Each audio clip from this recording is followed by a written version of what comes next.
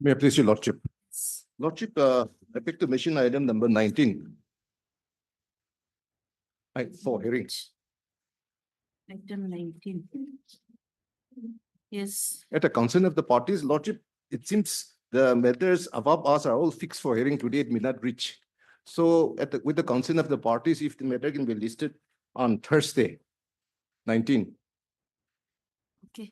Otherwise, it's a fixed matter. Yes. Item We are, 19. parties are ready, but then I'm told if the other matters are taken up in the Yes, court. yes, it may not reach. Lordship, otherwise. for one reason or other, this Yes. case has been adjourned several times. So we're praying for your Lordship indulgence if this matter can be listed as first item on Thursday for hearing, so that we finish on a stretch. 6, 7 times it was listed, but for one reason or other, Yes, it could not appears, be taken up. so. List the matter on 15th as the first item in the hearing list on the prayer of the parties. Much obliged. May I please, your Lordship? Lordship, I beg to mention item number 16, Lordship. Item 16, yes. Lordship.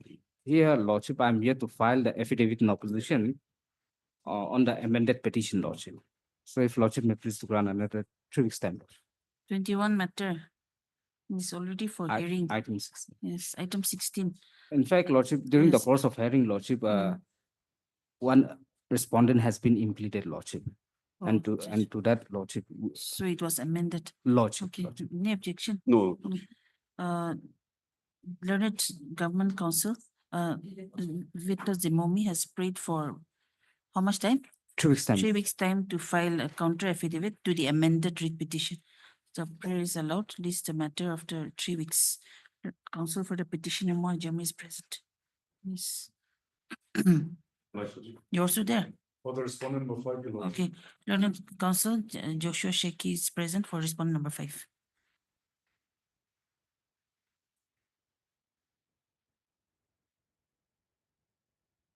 May I please, your Lordship? Yes. Lordship, I beg to mention item number 32, 33, and 34. 6, 7, 8. Criminal petition 32, 33, and 34. No, item Item number 6, 7, 8. 6, 7, Yes. 8. Yeah. Yes, what happened? I'm for the petitioner. Okay. The client has engaged me, so I'll be filing my vakalatama. So kindly grant me 3 weeks time. Item 6, 7, and 8. 6, 7, 8. In item 6, Mr. Seven. Taka. 7, 8. Malad, may I interrupt in between, Malad, with regard to item number 7 and 8? Can there be, Malad, fixed date, Malad? Yes, yes, we can do that. But item 6, Taka Kichu is there for No, petitioner. 7 and 8, Malad. 7, 8, 9. You're mentioning 6 also, isn't it? No, 7, 8, Only 9. 7 and Yes. 8. Oh, 7, 8, 9. Yes. 7, 8, 9. Learned Counsel, Miss Vehicle. Sekrila submits that she has been engaged to appear on behalf of the petitioner in the present petition. You just write the same order in all 3, okay? In the present petition and prays for some time to file her vakalatnama. Yes, Your Lordship. Learned counsels appearing for the respondents, state respondents, and the respondent number 2 have no objection. List the matter after, or we can give a fixed date. When do you want? On 26th of May, if convenient to the court. No, they are asking for time, so 9th of June in that case. 9 June, okay? Yes, Yeah. my senior. Okay. List the matter on 9 June. Obliged.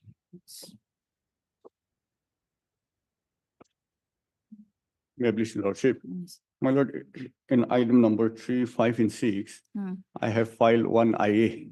Yes. That is for deletion of the respondent number 2, 3, and 4 from the list. Hmm. So if that record may be called, because I have filed this morning only. Okay, it's already in the list. It's already in the list. Since I have filed that IA this morning only, so if the record may be called Okay. for, so that it can be taken up when the matter is called Yeah, up, just ask for the, you Obliged. filed it this morning. my lord. Okay. Like, 3, 5, and 6, okay? May I please, Lordship?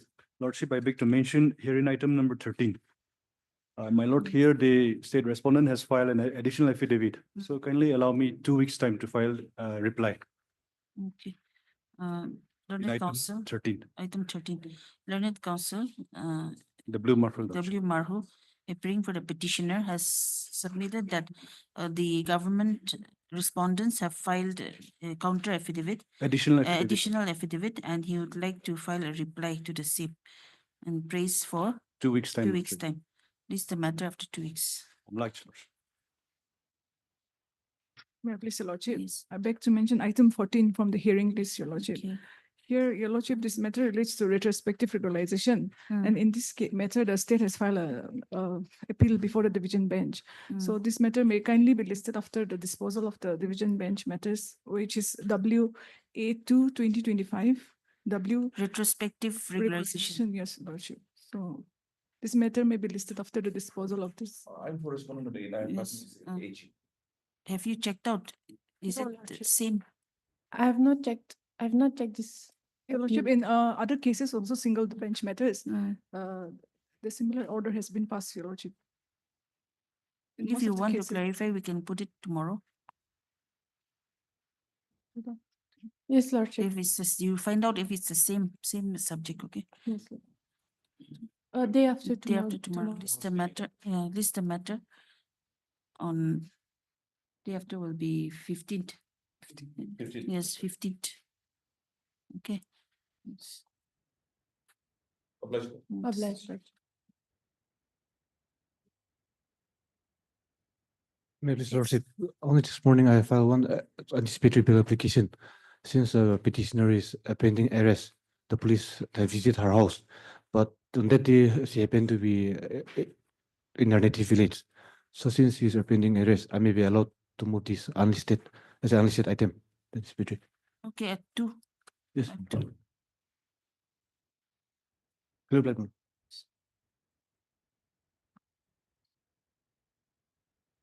For admission, item number 1.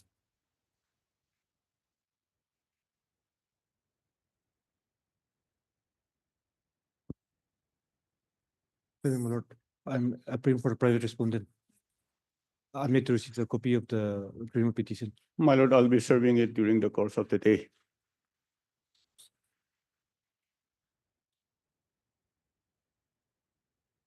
You're entering appearance only today. Yes, my lord.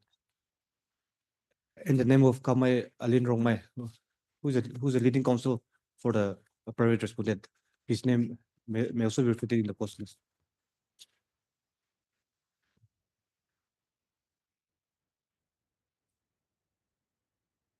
Learned counsel, Pakring Chapu, appearing on behalf of Mr. K.A.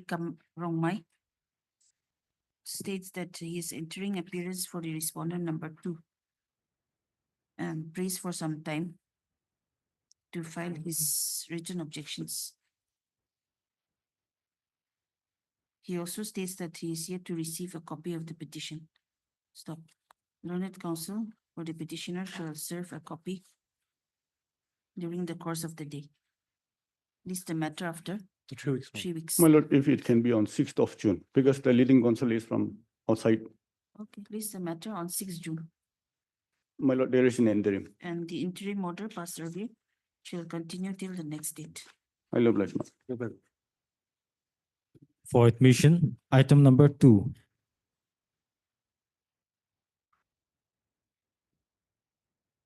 May I please, your lordship?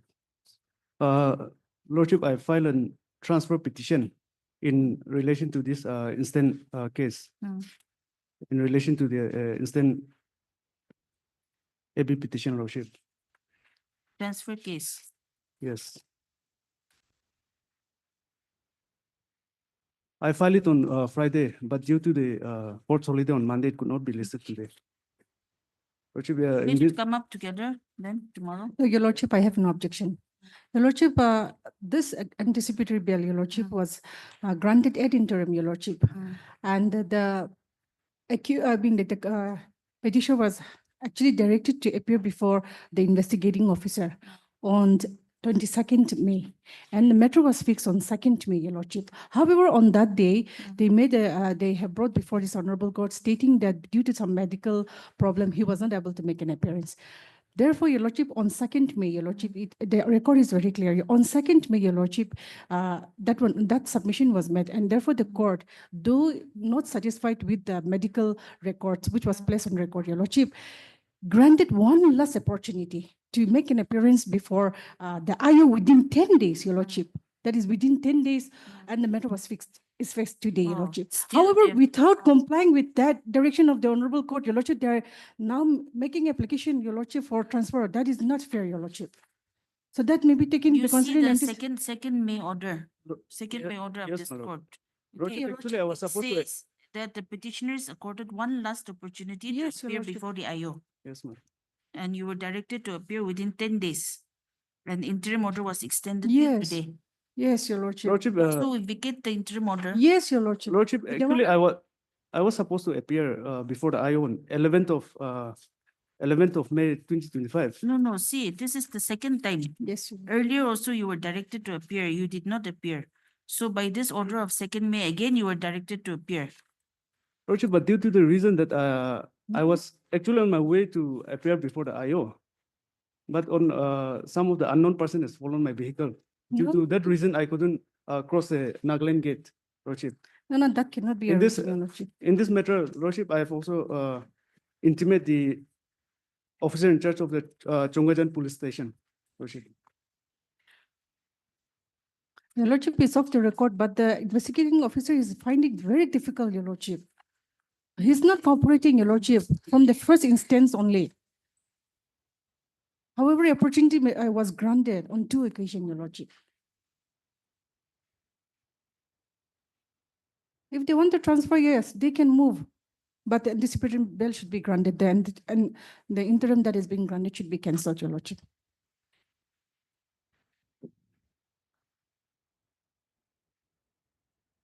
The CD, the updated CD is with me, Your Lordship. Lordship, the leading concern is from outstation, Lordship. No, that So he cannot has, be a reason. No, you know that the interim is only till today. The order is already there. Lordship, may kindly extend till trusted, Lordship. No, Your Lordship. I vehemently objected that, Your Lordship. Let the transfer. We should not let the petitioner take undue advantage of this court order, Your Lordship. Lordship, let this No. matter be listed along with the transfer petition on trusted, Lordship. No, Your Lordship.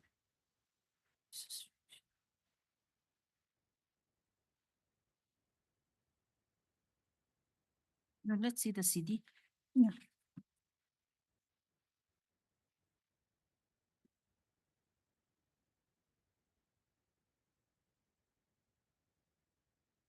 Petitioner's name is Ananta Barawa, Your Lordship.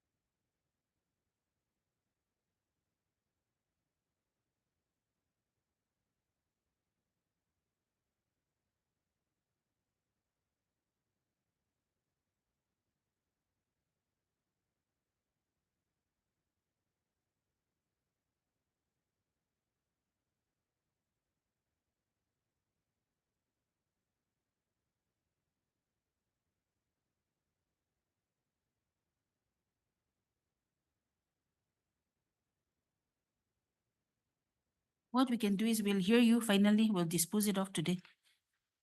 Lordship, since the leading counsel is out station, so No, that cannot be a kindly reason, be Your listed Lordship. on trust.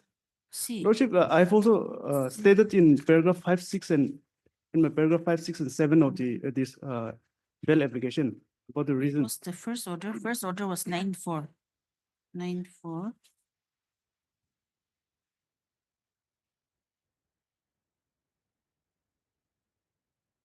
And then again on 2-5. 9-4 was the first order. Yeah, that is then the first after order, that, Your Lordship. 2-5.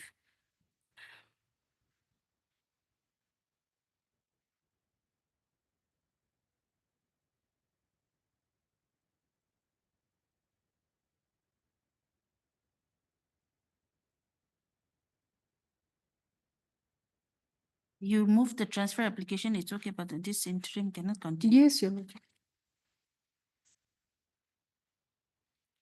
Learned counsel for the petitioner. Shri, your name, Panchong Konyak. Mangjong Kongyak, has submitted that they have filed, the applicant has filed a transfer petition this morning. Lordship, on Friday, on second half of Friday. But due to the court's holiday on Monday, it could not be listed today. 9th, that means on 9th May. However, the matter has not been listed today. Accordingly, he prays that the matters may be heard together.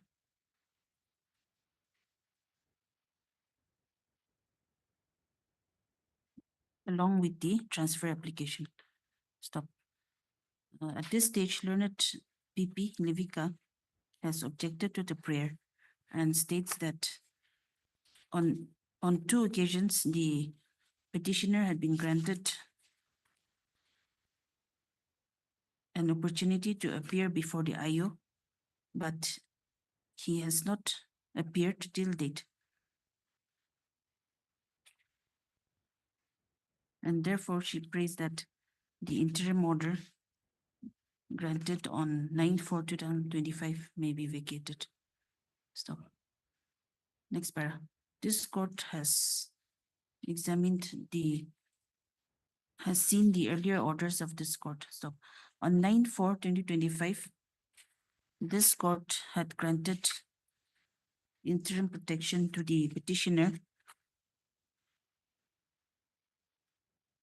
with the condition that he shall appear before the IO on 22/4/2025 and record his statement. Stop. Thereafter, on 2/5/2025, the petitioner had submitted that he is suffering from severe backache and the doctor had advised him bed rest from 16/4/2025. Stop. This court had again accorded one last opportunity to the petitioner to appear before the IO. Stop. And therefore, by order dated 2/5/2025, the petitioner was directed to appear before the IO within 10 days. And the interim order was accordingly extended till today. Stop. The learned public prosecutor has produced the case diary and the status report. It is submitted that the petitioner has not appeared before the IO till date. Stop. This court is of the view, therefore, that the petitioner has been given enough opportunity to appear before the IO, but he has not done so.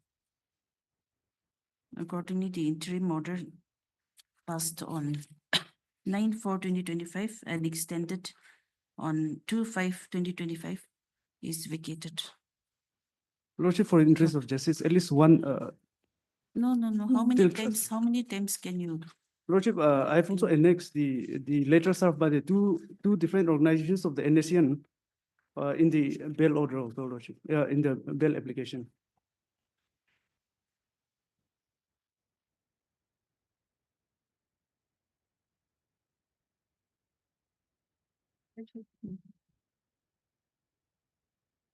For admission, item number 3.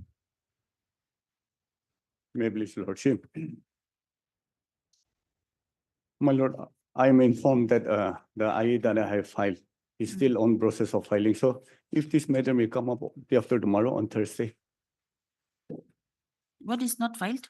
IA, I IA. have filed one IA, interlocutory application. Mm. That is for deletion of the respondent number 2, 3, and 4, which I have inadvertently implemented as respondent, party respondent in this real application. So for deletion of those respondents, I have filed one IA. 2, 3, and 4. Yes, my lord. Learned counsel for the petitioner, Sri Taka Kechu, submits that he has filed an IA for deletion of respondent number 2, 3, and 4 as respondents in the instant petition. He has accordingly prayed that the matters may be listed together. On Thursday. When did you file? I filed this morning. This morning, on Thursday. 15th. 15. Yes. My lord, there is an interim. And the interim order passed earlier shall continue till the next date. Lord, Repeat Tiba Paul appears for the said respondent. Yes. Item number 5 and 6, these are analogous. So Yes. same order. Same order, item 5, 6 also. Much Like- They're also same respondents. Yes, ma'am. For admission, item number 4. Please, your lordship. Lordship, the file may look fat, but it is actually a very short matter. In brief, your lordship, this is a challenge to the work order dated 14 January 2025 under the PMGSY package 3, your lordship. Lordship, I have filed rejoinder affidavit this morning while hearing if that affidavit may be called for. Have you served copy? Yes. Yes, your lordship. I've seen. Just call for the affidavit which was filed. this- Filed by respondent number 4. Respondent number. Four. You are pressing the interim prayer. Your lordship, Today. if this honorable court is agreeable, then I want to dispose it off. Because further afflux of time will have a negative impact on Okay, the if all procedure. parties are ready then. Yes. Okay.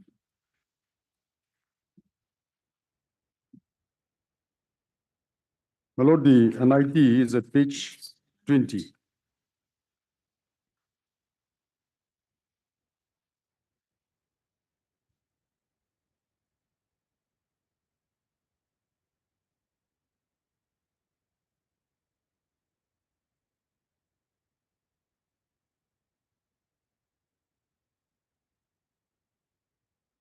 Yes, page 20.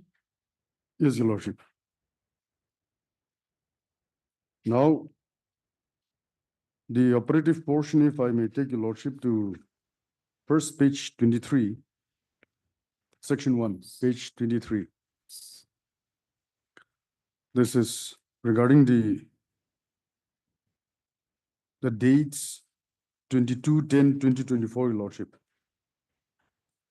And the period for completion of work is 18 months, Who's appearing for government? Tiba. Yes, my Okay. lord. your lordship. Okay. May I just read through, your lordship? Yes. List of important dates of bids for construction upgradation of roads under Pradhan Mantri Gram Sadak Yojana and their maintenance for 5 years. Date of release of invitation for bids through e-procurement, that is 22/10/2024. Maintenance period is 5 years from the completion date. Time of completion is 18 months. Date of issue of notice inviting bid, that is 22/10/2024. Period of availability of bidding documents from 22/10/2024 on www.nagalandtenders.gov.in. That is 22/10/2024 to 20/11/2024. Time and date of pre-bid meeting, that is 12/11/2024 time 1 p.m., place E&C Conference Hall. Deadline for receiving bids online, including scanned copy of demand draft of bid security and of demand draft towards cost of bid document from a scheduled commercial bank and scanned copy of affidavit. That is 20/11/2024, time 12 noon. Downloading of bid documents from 22/10/2024 to 20/11/2024, 2 p.m., 12 noon to 2 p.m. Bidders are directed to read the standard bidding document SBD and the instructions to bidders ITB carefully before uploading the tender documents online. Now, this part will also have some bearing on my argument, Your Lordship. To read the standard bidding document and the instruction to bidders carefully before uploading the tender documents online. Number 9, opening of bids. The bids will be opened online by the authorized officer at appointed time. Time and date for opening of part 1 of the bid, 20/11/2024. The technical qualification part, time 1 p.m. Time and date of opening of part 2 of the bid, the technical financial part of the bidders who qualify in the part 1 of the bid. Time to be intimated after a later date, at a later date. Time not mentioned. Last date of bid, 90 days, 22/1/2025. Last date of bid validity, 90 days. Then, Your Lordship,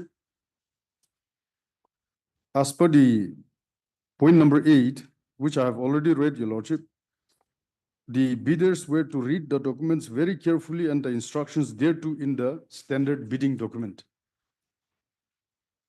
Now the question is whether some outside unknown elements will enter or not, because everything should be within the SBD. Everything should be within the NIT. That is the settled principle of law, Your Lordship. Now, Your Lordship, may I kindly turn to page 25. Page 25. This is to do with the item number 3 in page 25, NIT, notice inviting tender. Item number 3. Pick this one. Yes, Your Lordship, the total cost, total estimated cost in lakh is 1900.66 lakhs, which is 19 crores.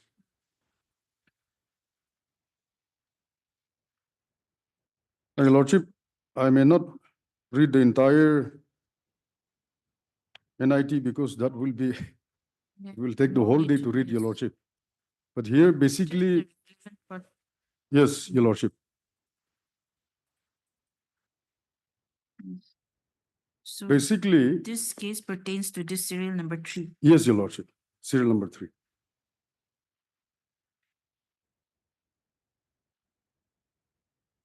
Yes. The NIT, terms and conditions, reading the entire NIT clearly shows that there was no such conditions for allotment of mark that 40% or 60% will be for the technical bid or financial bid. Even if it is broad, Your Lordship, it is as per the NIT that the bidding process is to be conducted. Here what happened, Your Lordship, after the technical bid was conducted and both, not only the two of us, the respondent number 4 and the petitioner, the third party was also, there were another party. So 3 parties qualified in the technical bid. Then they went for the financial bid. Now what happened, Your Lordship, after the financial bid, as per the NIT, after every stage, it is to be uploaded on the website, the government website, which we have read in the first page 20, Your Lordship. After the technical bid was successful, it was uploaded. Now, after the financial bid, nothing was uploaded on the website to show who was successful. So the one reason also why the petitioner could not approach the Honorable Court on time is because it was not uploaded on the website. So on 27th of January, After the financial bid, it was not uploaded. yes, it was not uploaded, and who is the successful bidder? The work order was not shown. Work order was not shown on the, in fact, the work order is to be uploaded on the website. It was not uploaded. So on 27th of January, the present petitioner, he filed RTI application. Your Lordship, the RTI application, if I may take your Lordship to the RTI application, 461, page 461, your Lordship.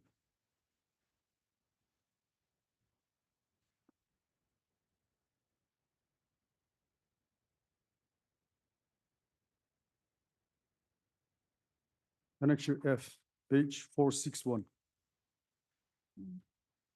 May I read your Lordship?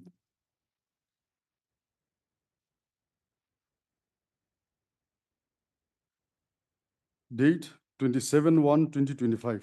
To the Public Information Officer, PIO, Nagaland Public Works Department, Road and Bridges, Nagaland, Kohima.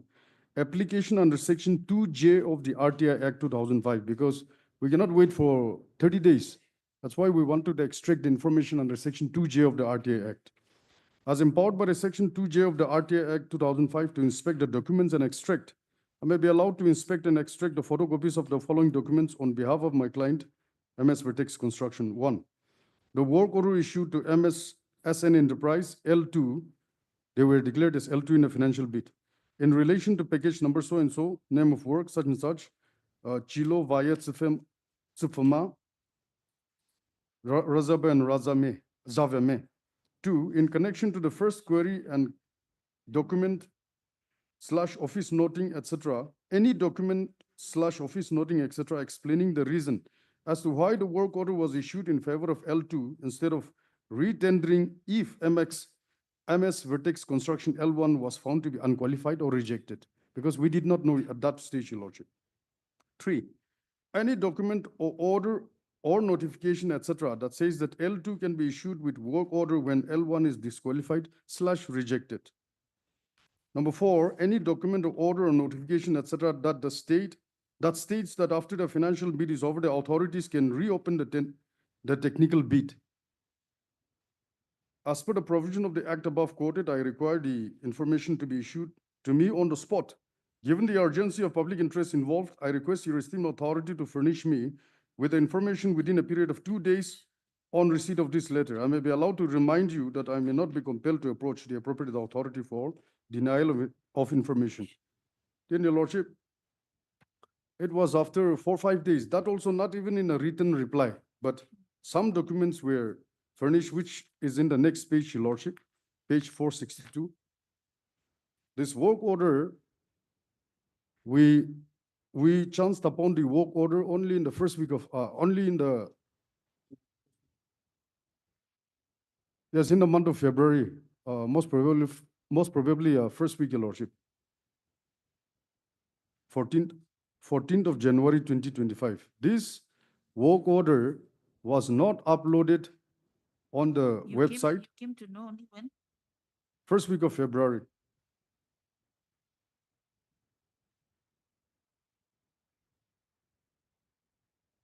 Then, Your Lordship, may you kindly turn to the next page, page 463.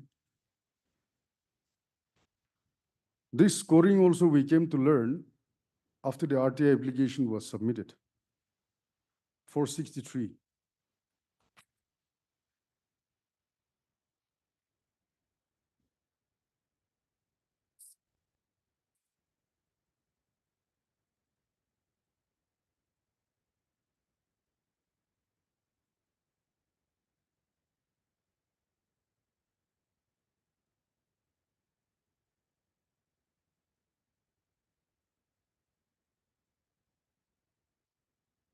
Your Lordship, the serial number 1 is the respondent number 4, MS SN Enterprise. Technical score 100.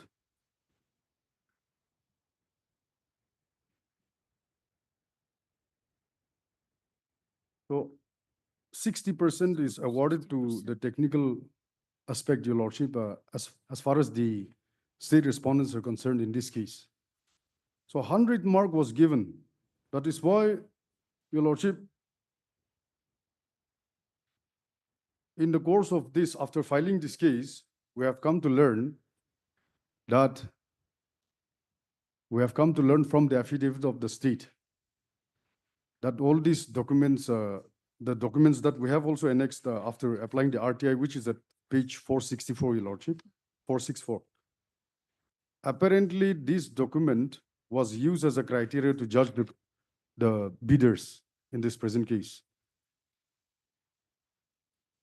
And it is an admitted fact that this document was never part of the SBD. Annexure J, page 464, Your Lordship.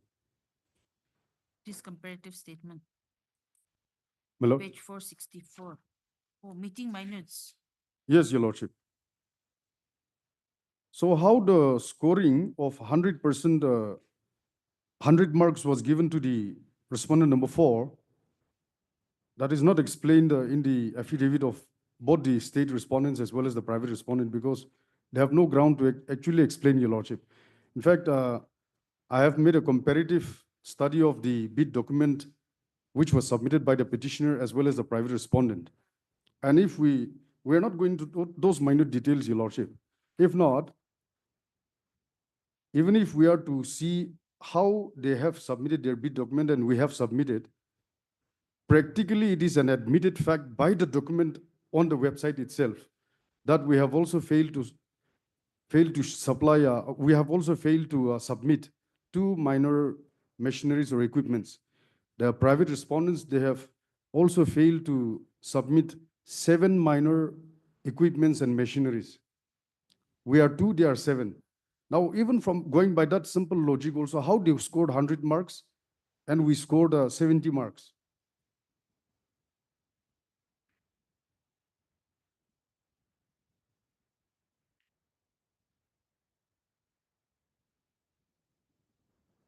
And what is taken out of the records, despite the clever language, usage of language by all the parties, record itself cannot be twisted.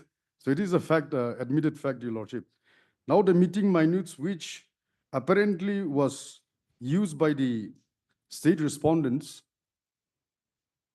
Your Lordship, it is at page 464, if I may be allowed to read, Your Lordship, page 464. Meeting minutes. I propose the meeting circular dated 9/8/2023. Tender committee held a meeting on 10/8/2023. The convener highlighted the issues highlighted by the NRIDA during the review meeting held on 13/7/2023 and presented the corrected SBD for the road project after incorporating the required changes as directed by NRIDA. Convener also placed the SBD for VTS and PMU and the need to finalize the evaluation process for all the bidding. After thorough review, the committee decided the following. On the road project SBD, it was decided to take up the matter with the state level standing committee SLSC and incorporate their remarks also if required. 2.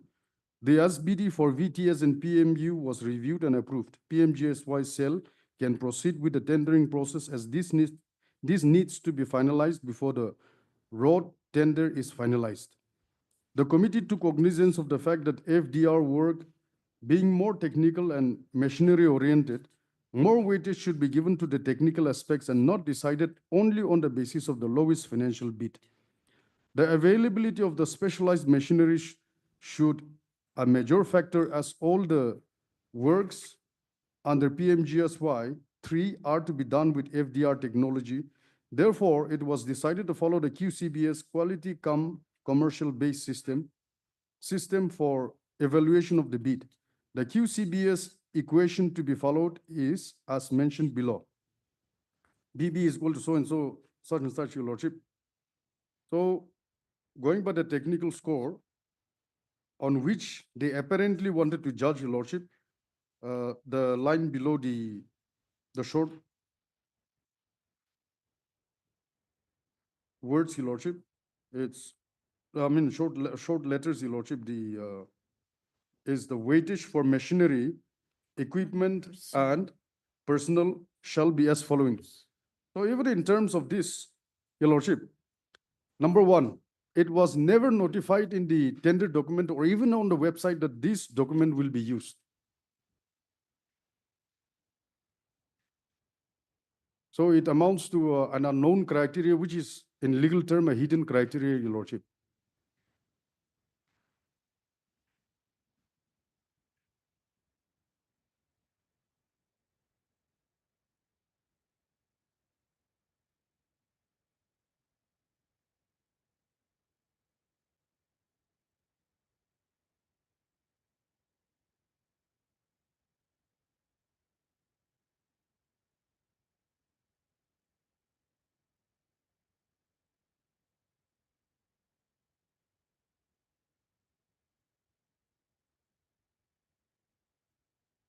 And number two, Your Lordship, even Yes. assuming,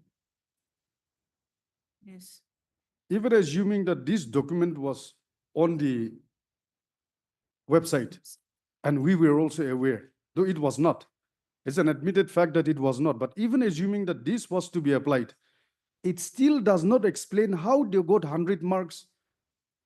Technically, there was no reason for them to get 100 marks, which explanation even the state also cannot give in their affidavit on how 100 marks was awarded to them. Because as far as the settled law is concerned, the Honorable Supreme Court as well as this Honorable High Court in a catena of decisions have stated that we cannot go into the technical details of how the bid process was conducted. To that extent, it is true, and I admit. But it does not mean that how the marks were allotted for on what score, on what ground the marks score was 100.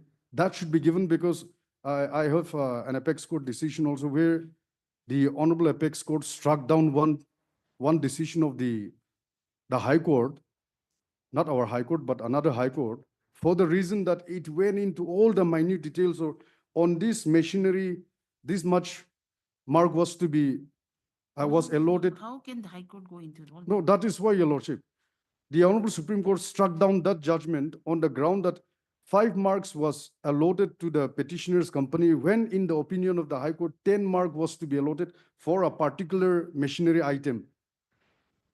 But, Your Lordship, at least the body of the reasoning should be given on how technical score, for what reason 100 marks was given. No breakup marks, nothing.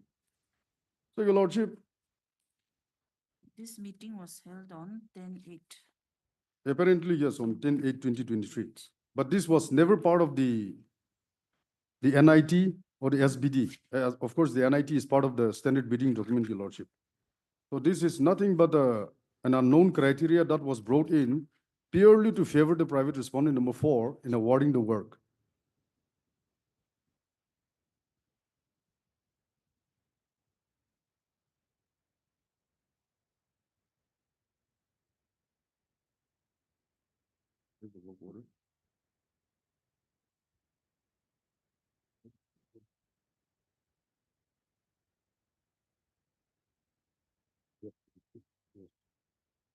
Your Lordship,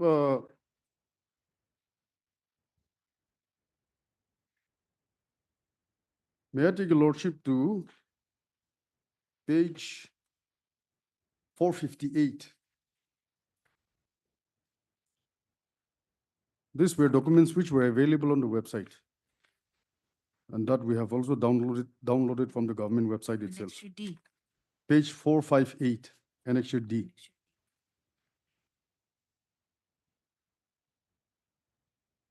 Here, this is after the technical score, the bid list, the last column.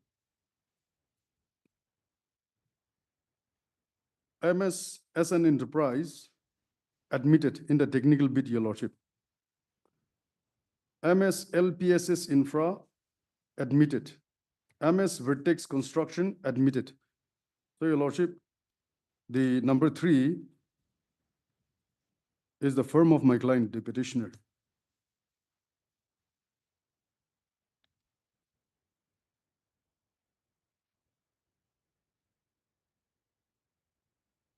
Then, Your Lordship, This is after the technical bid. yes, after the technical bid. Then, Your Lordship, the financial bid, the relevant portion is at page 460, Your Lordship, Annexure E.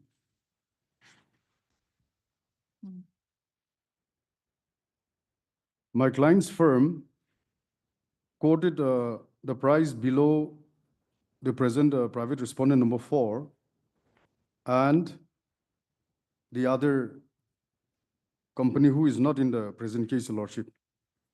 So L1 is my client.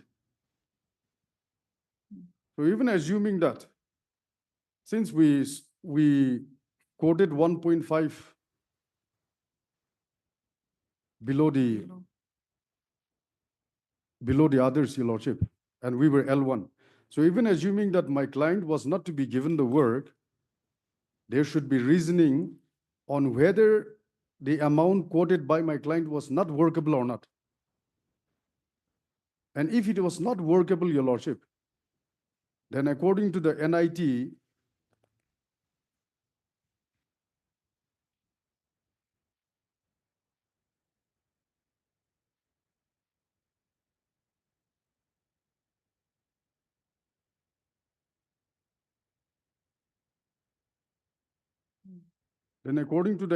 assuming that it is not workable, they will inform my client. There is a cure period of 3 days in the NIT. If on the part of any of the bidders, if some information is not clear or there is some correction to be made, then Your Lordship, we are to be informed of the difficulty or the problems that has arisen out of our documents or our bidding, Your Lordship. So no such thing was done. And in fact, my client is a reputed and then experienced contractor. He knows that it is workable. So my Lord, as far as the scoring is concerned, even in the RTI application also, Your Lordship, let us go back to page 463 again, my Lord. 463 again, the score. The comparative statement which we received through RTI application, Your Lordship. Now, the respondent number 4 is MS as an enterprise at serial number 1, technical score 100. Then the next financial score, Your Lordship. Financial score out of 40%, 96.50. Then serial number 3 is the present petitioner, MS Vertex Construction. Technical score 70. And then we come to financial score 100. So my Lord, as far as the financial score is concerned, no further explanation is required, but technical score, there are lots of machineries involved in for execution of the work, Your Lordship. So technical score on even on the list that they have given to us on the basis of the meeting minutes. Now, what machineries we did not have that we scored lesser? Which machinery was scoring this much or that much? Now, in the technical score, having past work experience is also one of the grounds if we are to strictly go into the merit of how contract is to be awarded. My Lord, In the meeting minutes of this one. Yes, Your Lordship. Meeting of 10/8/23, they have given the marks and how much marks is to be given to each machine and all that. Isn't it? No. How to give the weightage. Oh, yes, Yes. mark assigned 20, yes, Your Lordship. So you're So- saying that this was not brought to your notice. Number 1, it was not brought to my notice. Number 2, even if the scoring is to be given in this manner, my client's firm, the petitioner's firm will still score higher than the private respondent's firm, Your Lordship.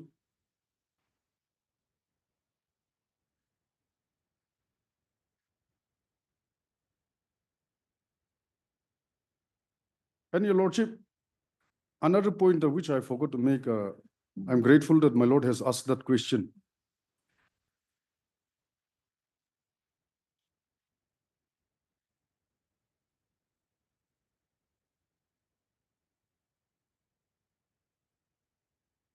Yes. Oh, apologies, Your Lordship. Yes. So you're saying even if this was notified. Yes, Your even- Lordship. Even assuming this was notified, Yes. you'd still score higher. Yes, Your Lordship. And the third point, Your Lordship, the machineries that are required are already mentioned in the SBD. It's already in the standard bidding document. And this so-called list and the list in the NIT, the standard bidding document, the list, they are different. Acha, acha. So whether this list, which arises out of the so-called meeting on 10/8/2023, will prevail or the Or the ones in the tender Yeah, documents. or the one in the tender document, Your Lordship.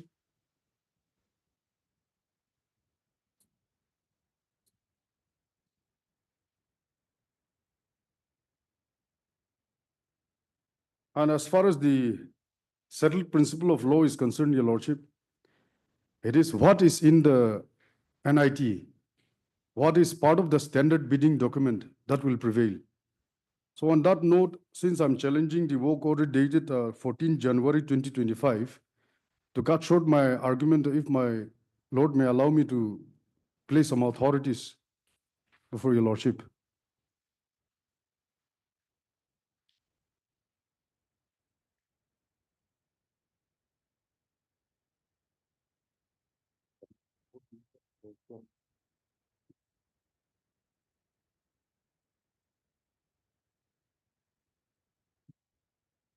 Your Lordship, I want to start with 2013 1 GLR 723, paragraph 11.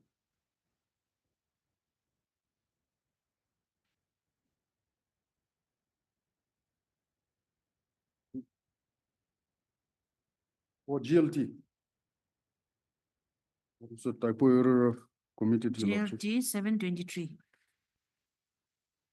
No.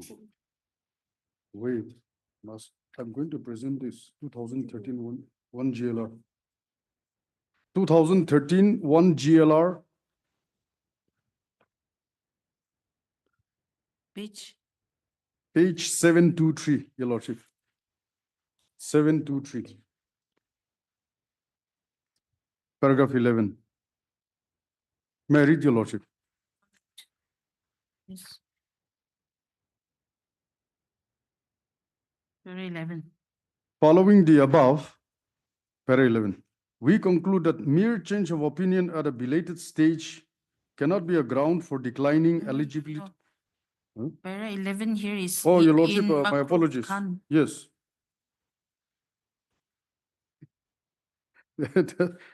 Sincere apologies, Your Lordship, a little mixed up with between my junior and me. It appears Yes. in Makruf Khan. In Makruf Khan Supra, the division bench of this court, noticing the particular procedure adopted in the tender process in acceptance or rejection of tender, held that rejection of a bid without disclosing the procedure beforehand was bad in law. Referring to the Apex Court decision in Data Associates Private Limited Supra, it has been held that every NIT must disclose the procedure that would be followed in the matter of acceptance or rejection of a tender so that entire tender process becomes transparent, fair, and open. As in the instant case, in the said case also, the NIT did not contain any condition that the authorities would consider the viability or suitability of the tender in accepting the tender for settlement. It was found that only after opening of the tenders and at the stage of preparation of comparative statement, the rate offered by the petitioner was held to be exorbitant, and that too in reference to the last year's bid.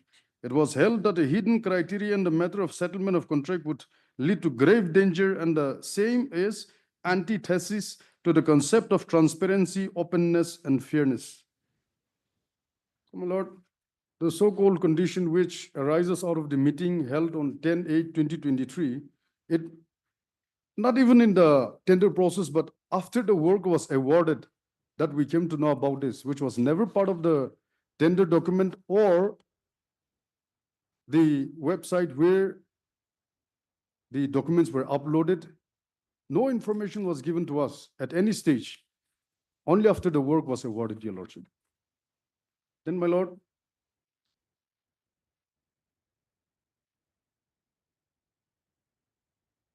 (2012) 10 SCC 1, paragraph 107, 176, and 183, Your Lordship. 2012 10 SCC 1.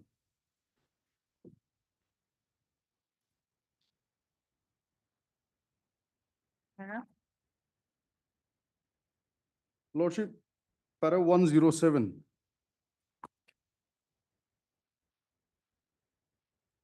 May I read, Your Lordship? Para 107 is at page 83. Yes. From a scrutiny of the trend of decisions, it is clearly perceivable that the action of the state, whether it relates to the distribution of largesse, grant of contracts, or allotment of land, is to be tested on the touchstone of Article 14 of the Constitution. A law may not be struck down for being arbitrary without the pointing out of a constitutional infirmity as McDowell case has said. Therefore, a state action has to be tested for constitutional infirmities qua Article 14 of the Constitution. The action has to be fair, reasonable, non-discriminatory, transparent, non-capricious, unbiased, without favoritism or nepotism, in pursuit of promotion of healthy competition and equitable treatment. It should conform to the norms which are rational, informed, with reasons, and guided by public interest, etc. All these principles are inherent in the fundamental conception of Article 14, and this is the mandate of the Article 14 of the Constitution of India. Then, my lord, may I kindly turn to para 176.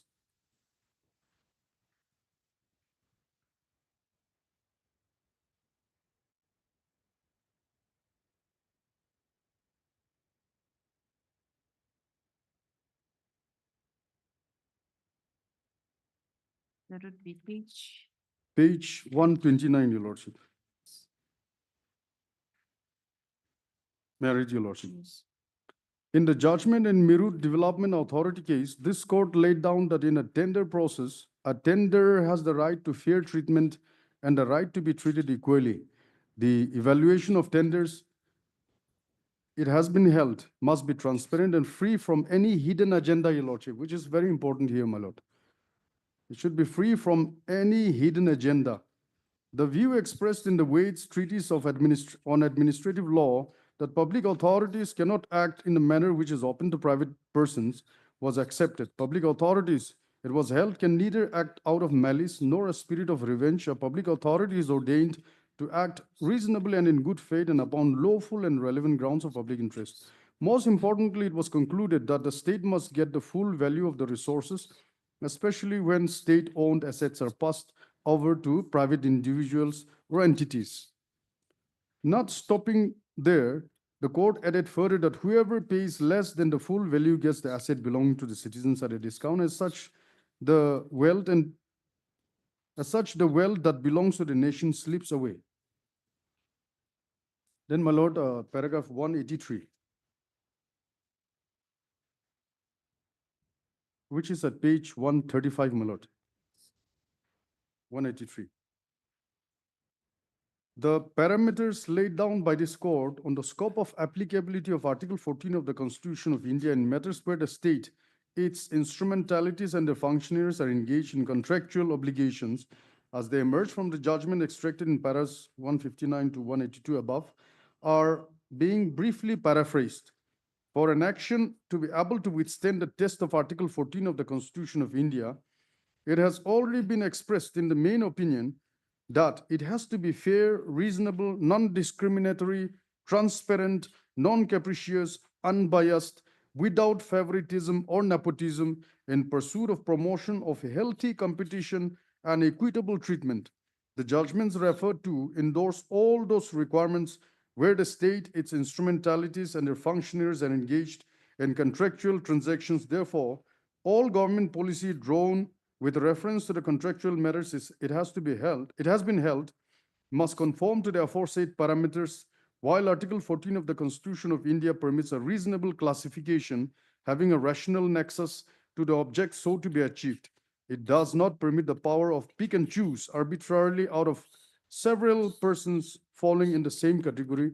Therefore, criteria or procedure have to be adopted so that the choice among those falling in the same category is based on reason, fair play, and non-arbitrariness. Even if there are only two contenders falling in the zone of consideration, there should be a clear, transparent, and objective criteria for procedure to indicate which out of the two is to be preferred. It is this which would ensure transparency.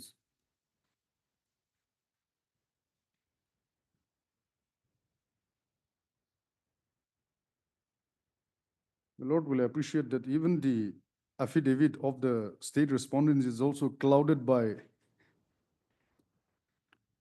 the Clouded by what? it's shrouded with mystery, clouded with the inability to explain how marks were allotted. My lord, even the so-called document, the hidden criteria, even that document also cannot be explained in a transparent manner, Your Lordship. Lord, I may take your lordship to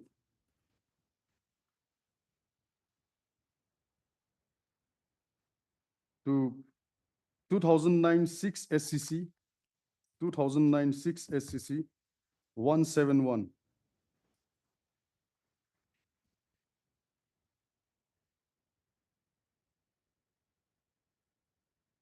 2009-6 SCC 171, paragraph 26 and 27.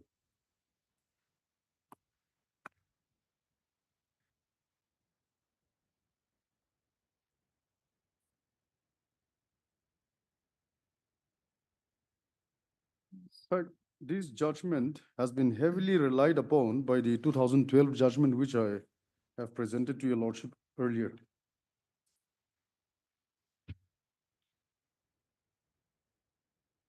May I read your lordship? Yes, paragraph 26.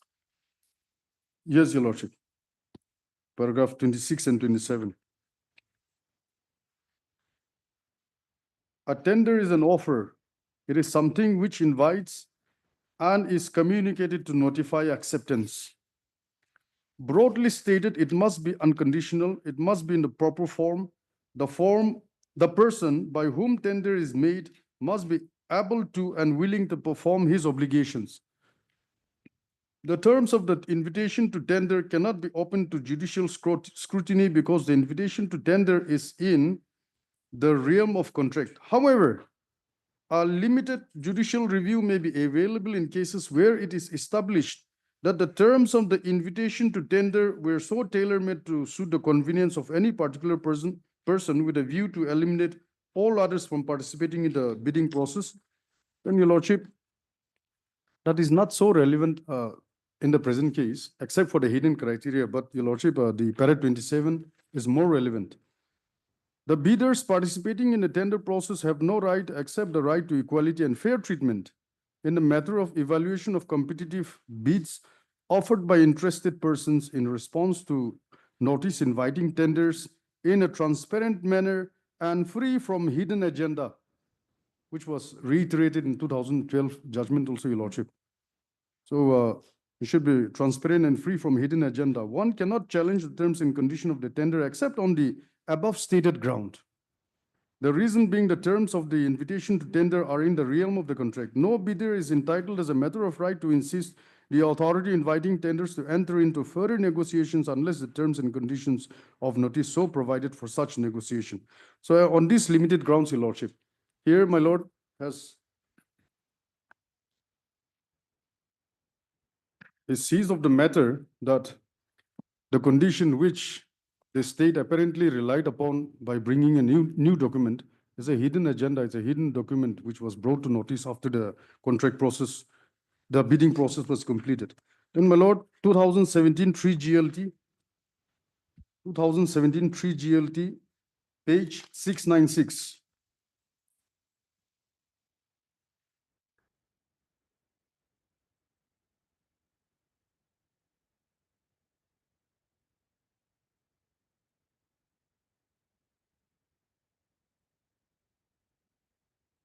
My lord, I'm relying on paragraph 20, 21, 27, 28, and 29.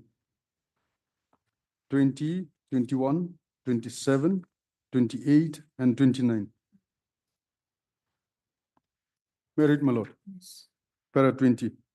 In the case of Educom Solutions Limited and other Supra, this court has held that a criteria for awarding marks in a tender evaluation process is required to be notified in details at the threshold that is while issuing the tender notice.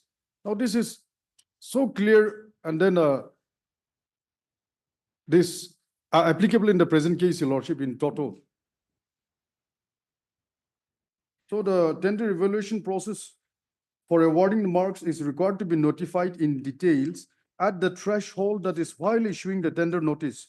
But if such criteria is not notified at the beginning, the same should not be made known.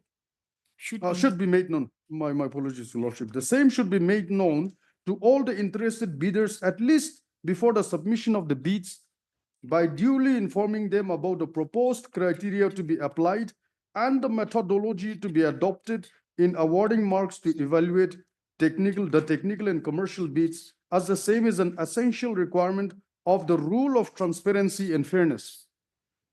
In the said decision, this court has further held that in the absence of such communication to the bidders, the contention that the decision makers applied hidden criteria evolved as a tailor-made to suit the private respondent acquires legitimacy.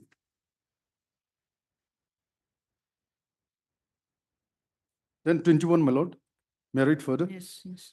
Even in the case at hand, the respondent board has admittedly evaluated the commercial bids by applying such criteria as noted above, which was never informed to the bidders at any stage before the submission of the bids. Having regard to the facts and circumstances of the case, I am of the opinion that the ratio laid down in the decision of Educom Solutions Limited and other Supra would be squarely applicable in the present case as well. The respondent number 5 was not correct in formulating fresh criteria for evaluation of the commercial bids only after the opening of the bids. I therefore find sufficient force in the submission of Mr. Datta that such criteria for evaluation of the price bid was tailor-made so as to extend undue favor to the respondent number 7. Then, my lord, the paragraph 27, 28, and 29. Merit, my lord. Yes. There can be hardly any doubt about the fact that the employer would always be at liberty to frame policy for awarding settlement of the market stands, parking areas under it, and to such extent, it would also be open for the respondent number 5 to evolve the criteria or methodology for evaluating the bids. But whatever the criteria followed for evaluation of the tenders, the same must be fair and transparent. Fairness would demand that the bid evaluation criteria be made known to the bidders well in advance so as to enable them to offer their bid by understanding the contract. The evaluation of the bids cannot be made on the basis of criteria evolved after the opening of the tenders so as to work to the advantage of a particular bidder, since such a process would not only be wholly arbitrary, but would also amount to changing the rules of the game after the game had begun. Then 28, my lord.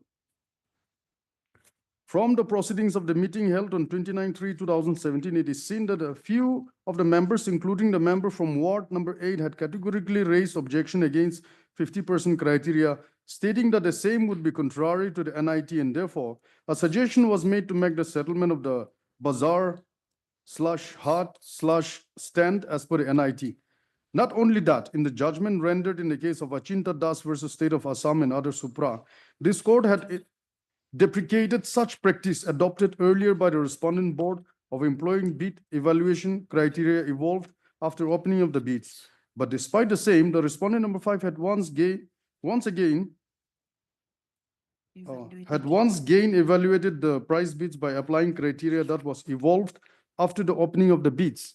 It is sad that notwithstanding the earlier decision of this court, a statutory body like the respondent number 5 had turned a deaf ear to the observations made by the court and has deliberately chosen to adopt a bid evaluation process which was contrary to the letter and spirit of the decision in the case of Achinta Das versus State of Assam and others.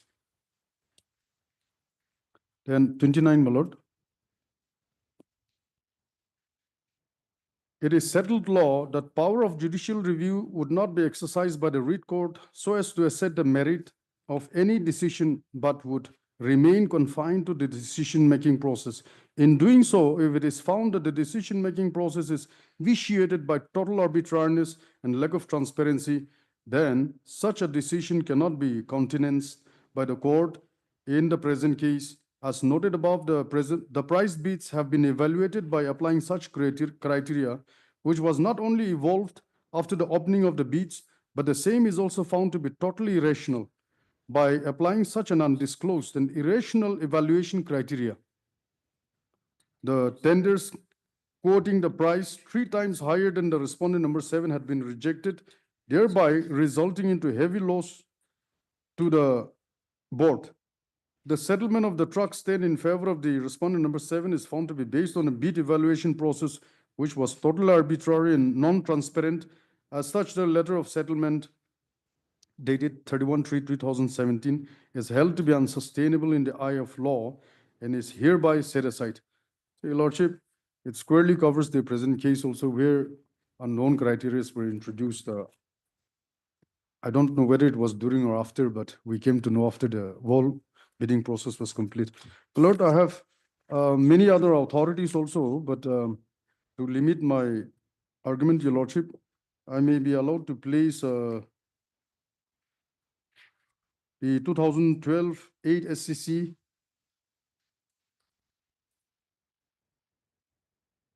page 216, paragraph 24, Your Lordship, a short decision. 2012 8 SCC, page 216, paragraph 24, my lord. May I read, my lord? Yes. Therefore, a court, before interfering in tender or contractual matters in exercise of power and judicial review, should pose to itself the following questions. One, whether the process adopted or decision made by the authority is mala fide or intended to favor someone, or whether the process adopted or decision made is so arbitrary and irrational that the court can say the decision is such that no responsible authority acting reasonably and in accordance with the relevant law would have reached, and two, whether the public interest is affected. So, my lord, here, and if the answers to the above questions are in negative, then there should be no interference, which means if it is positive, the interference of the court is called for.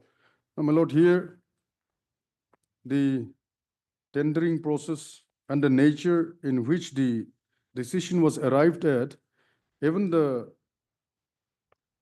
website which was maintained for all the bidders, even there also there was no transparency. How this document came about also only after the RTI application was This applied. meeting minutes was given to you only after you Oh, applied. yes, after the RTI application, Your Lordship.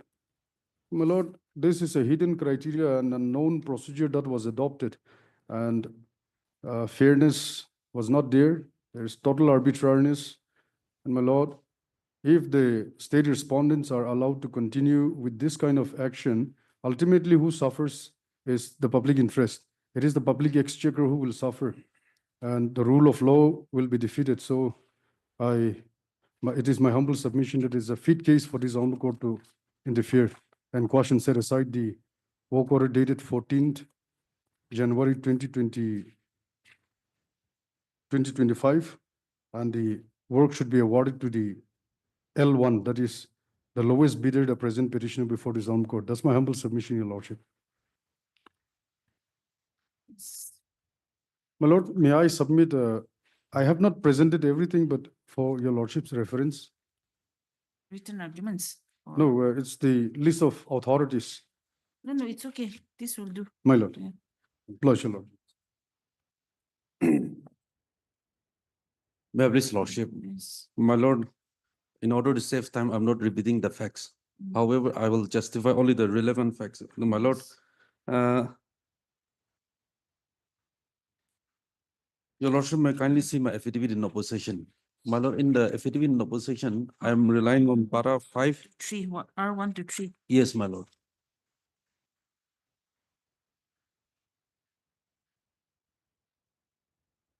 I'll be relying on para 5, Yes. 6,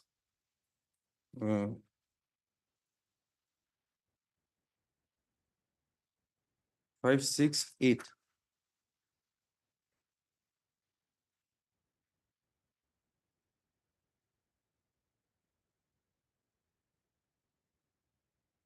My lord, here NID was issued on 30/6/2023. 36 to Yes. 3. And the technical committee was constituted on 4/8/2023.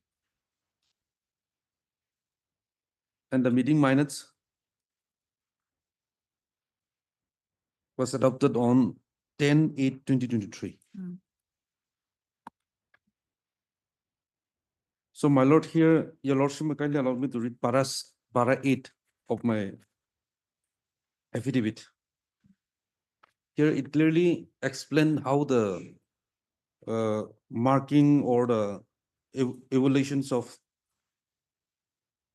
was conducted, my lord. Mm. The process has been explained in para 8, my lord. Kindly allow me to read this paragraph, madam.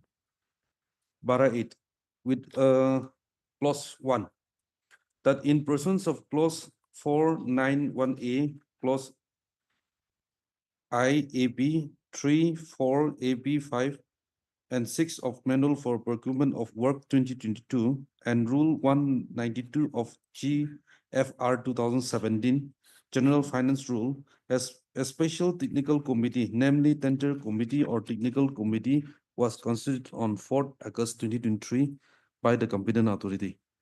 The committee took cognizance of the fact that FTR full depth reclamation technology is more of quality and technical oriented work and decided to adopt QCPS, quality cum cost based selection system for all works related to PMGSY 3.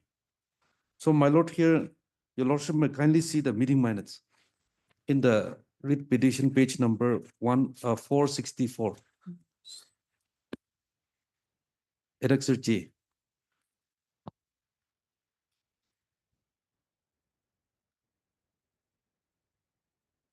Yes. May I read, my lord? Mm. I propose the meeting circular dated 9/8/2023. Tender committee held the meeting on 10/8/2023. The convener highlighted the issue raised by the NRIDA during the review meeting held on 13/7/2023 and presented the corrected SPD for the road project after incorporating the required changes as directed by the NRIDA. Convener also placed the SPD for VDS and PMU and the need to finalize the evaluation process for all the betting. After thorough review, the committee decided the following. Number 1, on the road project, SPD, it was decided to take up the matter with the state level standing committee and incorporate their marks also if required. The SPD for the VTS and PMU was reviewed and approved. PMGSY cell can proceed with the tender process as this need to be finalized before the road tender is finalized. The committee took cognizance of the fact that FTR work required being more technical and machinery oriented, more weightage should be given to technical aspects and not decided only on the basis of the lowest financial bid.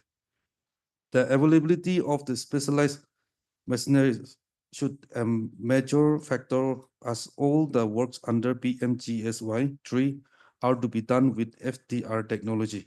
Therefore, it was decided to follow the QCPS, quality cum commercial based system for evaluation of the bid. The QCPS equation to be followed is as mentioned below. My lord,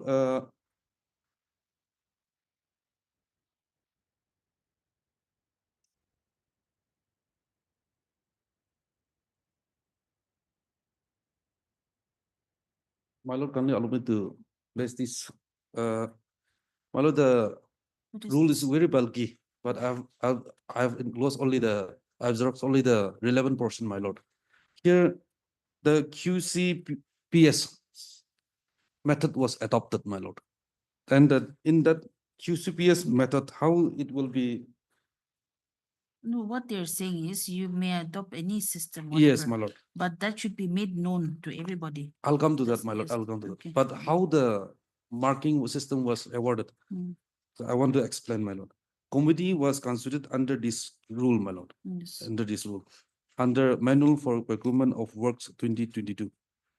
And the marks that QCPS system was adopted under the Rule 192 of General Finance Rule 2017.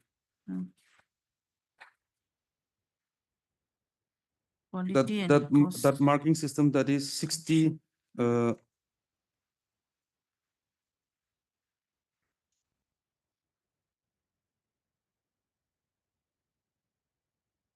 That's 60 and 40. yes, 60 and Mm. 40. And my lord, in the meeting minutes, it clearly shows that how the marks were allotted, my lord, how the marks were given. Your lordship also pointed out that weightage for machinery, equipment, and personnel shall be as follows. That machinery reclaimer 20 marks, mark assigned is 20 and equipment is 1. This is the marks how it was allotted, my lord. And my lord, in this system, 60-40 was followed. So in the comparative statement, page number 463. 463. Here in the, kindly allow me to read this. Serial number 1 is response number 4. In the technical bit, he scored 100 marks, but out of 100, only 60 marks was considered. That is 60. And in the technical bit, he is ranked number 1. And the financial bit, he scored only 96.50, but out of that, only 40% was considered. That is 38.60. In the financial bit, he is in rank number 2. And petitioner, in the technical bit, he scored only 70. Out of 70, only 60% was considered. That is 40. And in the technical bit, he is in rank number 2. And in the financial bit, he scored 100. Out of that, only 40% was considered. That is, in the financial bit, he scored only, he is in rank number 1. So in the combined evaluation, that is technical plus financial, that is 60 plus 40. There, response number 4 is in rank number 1. And in the petitioner is in rank number 2. So that's how the marks was allotted to the Peters, my lord. And my lord,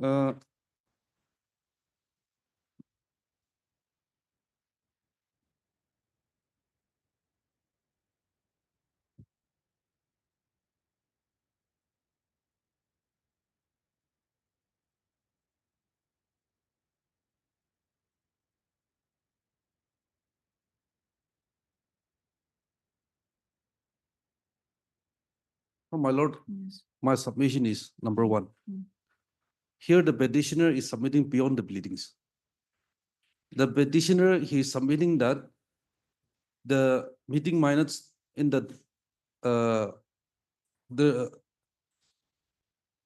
adopted in the meeting minutes were not disclosed to the petitioner. Yes.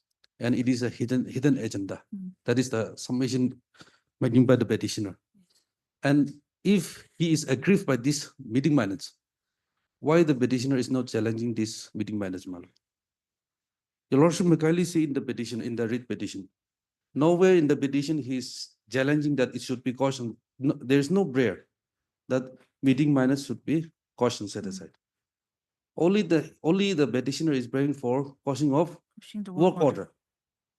And my lord, here the meeting minutes is the basis.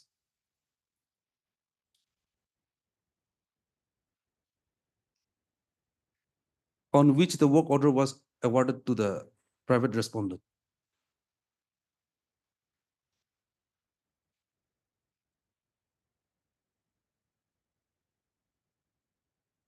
So my lord, your lordship may kindly see the writ petition in the prayer portion. Page 18. Page 17. A. Portion set aside the work order number so-and-so dated 14 January 2025 for execution of the work so-and-so.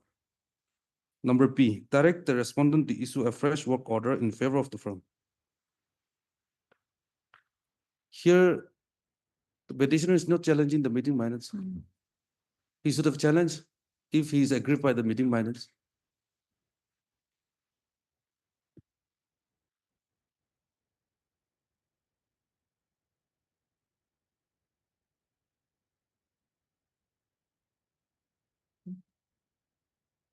That is my number 1. Number 2, my lord.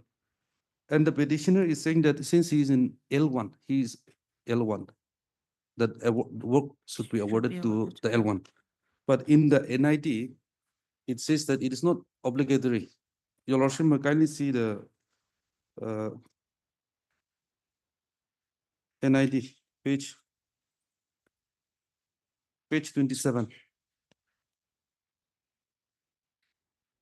Page 27 in the petition. Yes, my lord, 27.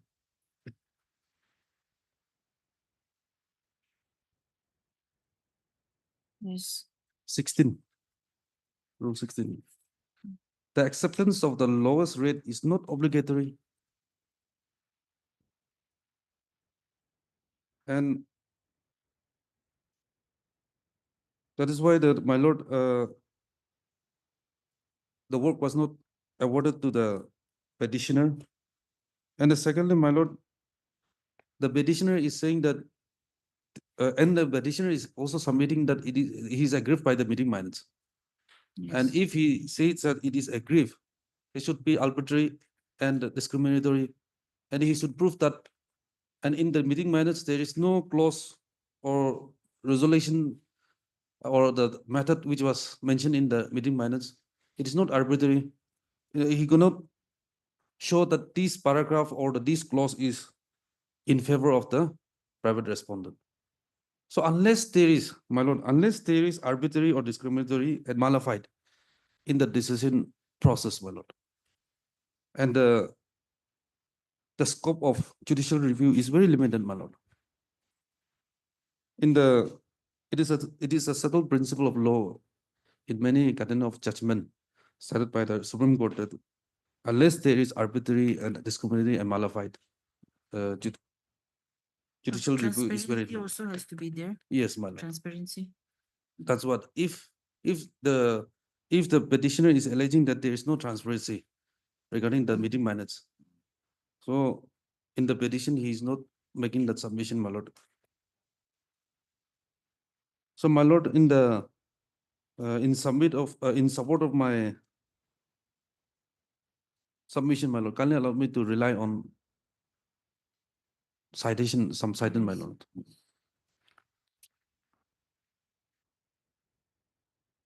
Just take 5 minutes.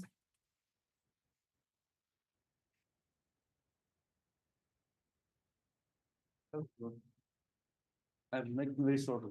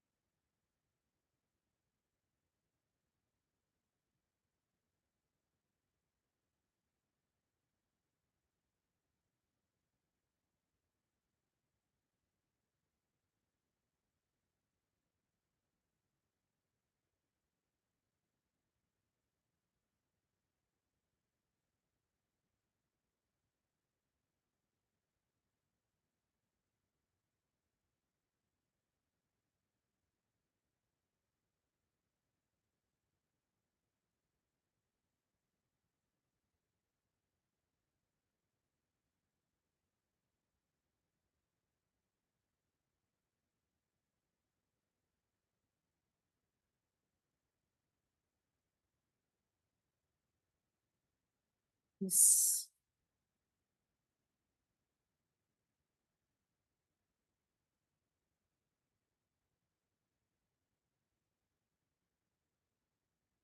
My lord, first citation, 2007-14 SCC 517. Relevant para is 21 and 22.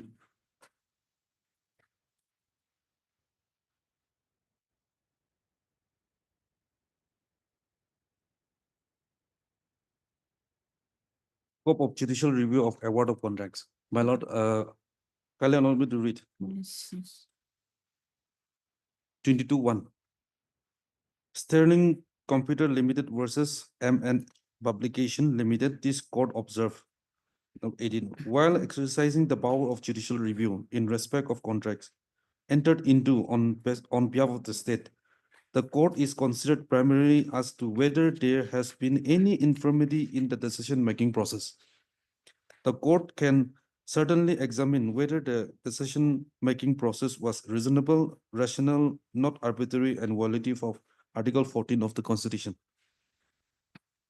21.2. In Data Seller versus Union of India, this court referred to the limitation of relating to the scope of judicial review of the administrative decision and exercise of power in awarding contract thus. Number one, the modern trend point to judicial restraint in administrative action. The court does not sit as a court of appeal, but merely review the manner in which the decision was made. The court does not have the expertise to correct the administrative action. If a review of the administrative decision is permissive, it will substituting its own decision without the necessary expertise, which itself may be fallible. The term of the invitation of tender cannot be open to judicial scrutiny because the invitation to tender is in the realm of contract. More often than not, such decisions are made qualitatively by expert. The government must have freedom of contract. In other words, a fair play in the joint is a necessary concomitant of an administrative body functioning in an administrative sphere or quasi-administrative sphere. However, the decision must not only be tested by the application of Westbury principle of reasonableness, but must be free from arbitrariness, not affected by bias or actuated by malafide. Cautioning decision may impose heavy administrative burden on the administration and lead to increase and unbudgeted expenditure. This court also noted that there are inherent limitations in the exercise of power judicial review of contract powers. This court also observed that the duty to act fairly will vary in extent depending upon the nature of cases to which the said principle is sought to be applied. This court held that the state has the right to refuse the lowest or any other tender, provided it tries to get the best person or the best quotation, and the power to choose is not exercised for any collateral purpose or in infringement of Article 14. 22.4.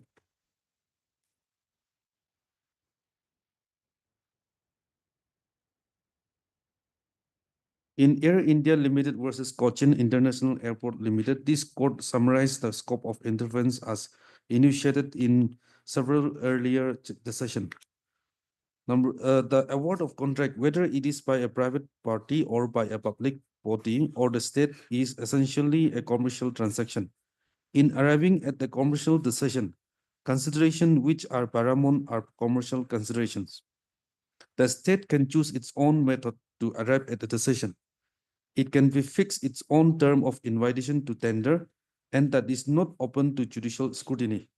It can enter into negotiation before finally deciding to accept one of the offers made to it. Price need not always be the sole criterion for awarding a contract. It is free to grant any relaxation for bona fide reason. If the tender condition permit such a relaxation, it may not accept the offer when though it happens to be the highest or the lowest. But the state, its corporation, instrumentalities, and agencies are bound to adhere to the norms, standard, and the procedures laid down by them and cannot depart from them arbitrarily. Though that decision is not amenable to judicial review, the court can examine the decision-making process and interfere if it is found vitiated by malafide, unreasonableness, and arbitrariness. The state, its corporation, instrumentalities, and agencies have the public duty to be fair to all concerned. Even when some defect is found in the decision-making process, the court must exercise its discretionary power under Article 226 with great caution and should exercise it only in furtherance of public interest and not merely on the making out of a legal point. The court should always keep the larger public interest in mind in order to decide whether it is intervention is called for or not. Only when it comes to a conclusion that overwhelming public interest required interference, the court should interfere. Para 22. Judicial review of administrative action is intended to prevent arbitrariness, irrationality, unreasonableness, bias, and malafide. It purpose to check whether choice or decision is made lawfully and not to check whether choice or decision is sound. When the power of judicial review is invoked in matters relating to tenders and award of contract, certain special features should be borne in mind. A contract is a commercial transaction. Evaluating tenders and awarding contracts are essentially commercial function. Principle of equity and natural justice stay at a distance. If the decision relating to award of contract is bona fide and is in public interest, court will not in exercise of power or judicial review interfere even if a procedural aberration or error in assessment or prejudice to a tenderer is made out. The power of judicial review will not be permitted to be invoked to protect private interests at the cost of public interest or to decide contractual dispute. The tenderer or contractor with a grievance can always seek damage in civil court. Attempt by unsuccessful tenderers with imaginary grievance, wounded pride and business rivalry to make mountains out of molehills of some technical procedural violation or some prejudice to self and persuade court to interfere by exercising power of judicial review should be resisted. Such interference, either interim or final, may fall up public works for years or delay relief and succor to thousands and millions and may increase in the project cost manifold. Therefore, a court, before intervening in tender or contractual matters, exercise of power of judicial review should pose to itself the following question. Number one, whether the process adopted or decision made by the authority is malafide or intended to favor someone. Whether the process adopted or decision made is so arbitrary and irrational that the court can say the decision is such that no responsible authority acting reasonably and in accordance with relevant law could have reached, whether public interest is affected. And my lord, in the second citation, your lordship may kindly see 2020-16 SEC 489, para 19.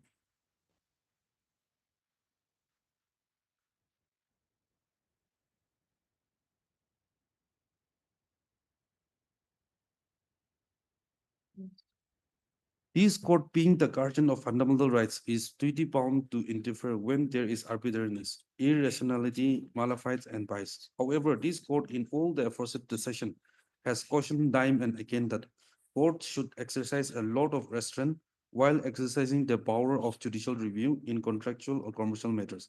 This court is normally loath to interfere in contractual matters unless a clear-cut case of arbitrariness or malafide or bias or irrationality is made up.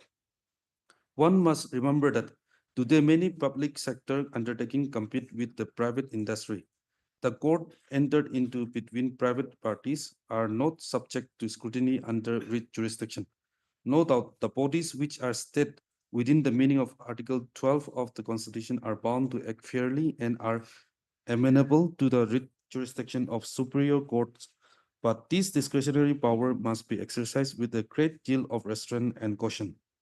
The court must realize their limitation and the or which need less interference in commercial matters can cause. In contracts involving technical issues, the court should be even more reluctant because most of us in judges' robe do not have the necessary expertise to adjudicate upon technical issues beyond our domain. As laid down in the judgment cited above, the court should not use a magnifying glass while scanning the tenders and make even every small mistake appear like a big blunder. In fact, the court must give fair play in the joints to the government and public sector undertaking in matters of contract. Court must also not interfere where such interference will cause unnecessary loss to the public exchequer. So, my lord, here even though in the writ petition the petitioner has not challenged the meeting minutes, but he has made submission that it is a hidden agenda to favor the private respondent. But he cannot disclose that this is the clause or the laid down rules criteria are arbitrary and discriminatory and malified or biased. So in absence of those criteria,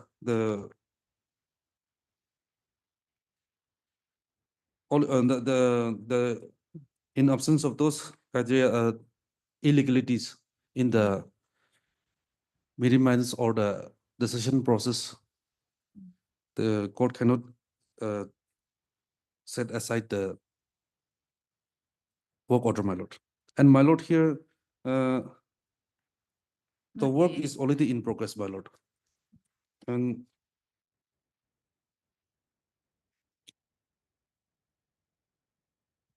In this meeting minutes, yes, my lord. in line 3 from the top, it says the convener highlighted the issues and then presented the corrected SPD. So that means standard bidding documents, it was corrected. Yes. So was this correction made known to to all the contractors No, before it was corrected before the NIT, my lord. or before the NIT? Yes, my lord. And whatever, my lord, Mm. the petitioner should challenge this meeting No, minutes. my that lord. is one, Yes. that is one. And then, my lord, petition.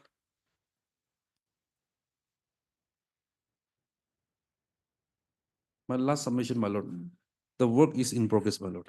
And your lordship may kindly see the letter which I have placed before your lordship.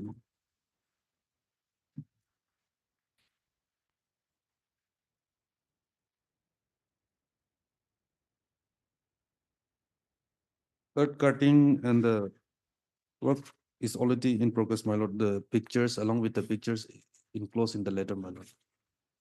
So, my lord, my submission is at this stage, if the court interferes and set aside the work order, my lord, it will hinder the common interest of the public, my lord. So for the interest of the public, your lordship, may kindly dismiss the instant writ petition on the ground which I've submitted earlier, that and basing on the award which have been allotted to the petitioner, to the private respondent, should be considered, my lord. That is my humble submission, my lord. Much obliged. Yes. No. Respondent number 4.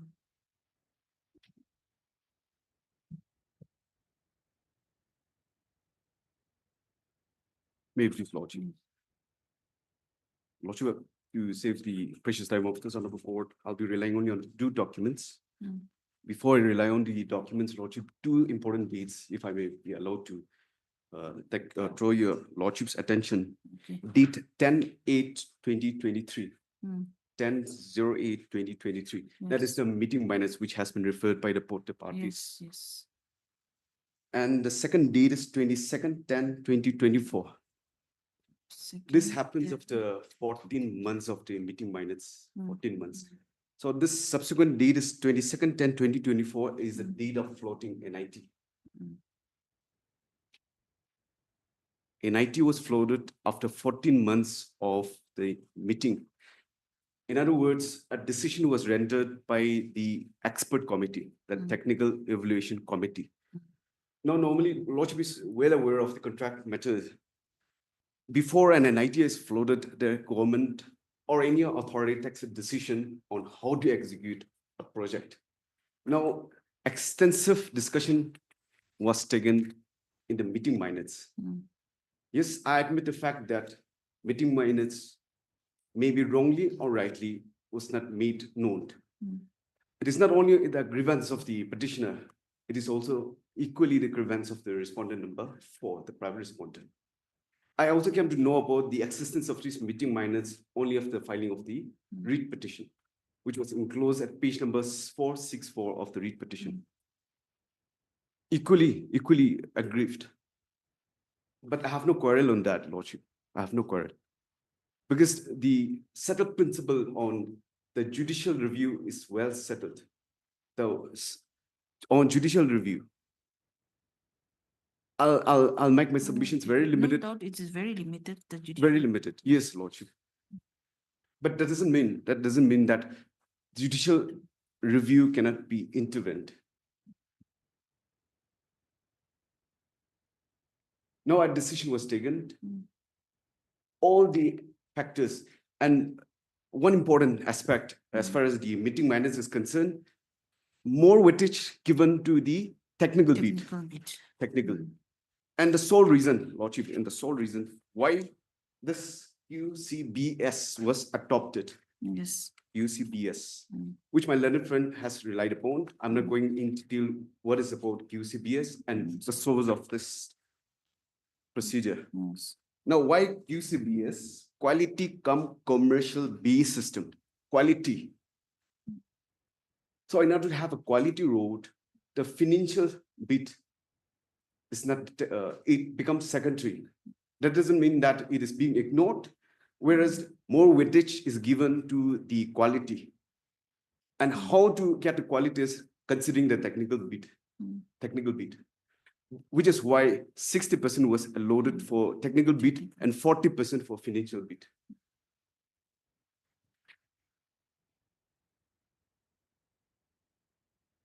It also says FDR technology.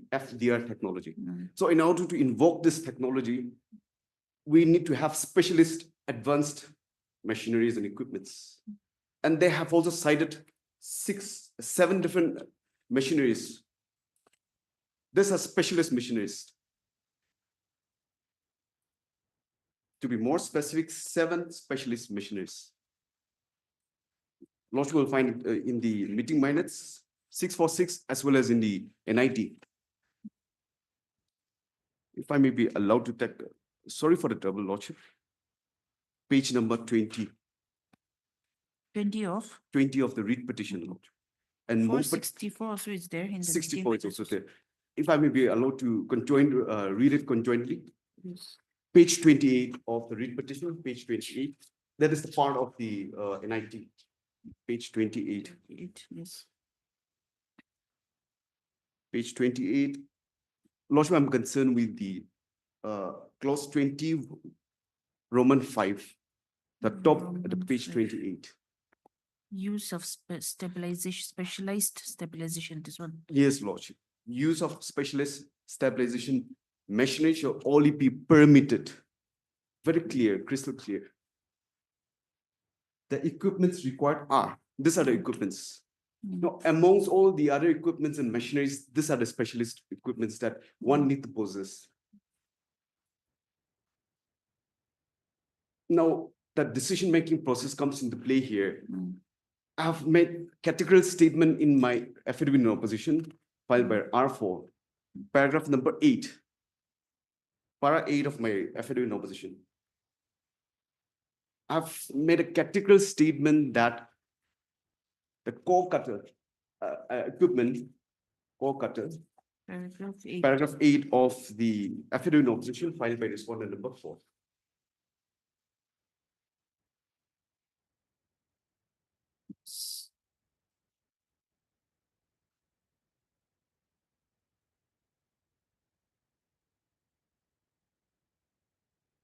paragraph 8, if I may allow to read it. Yes.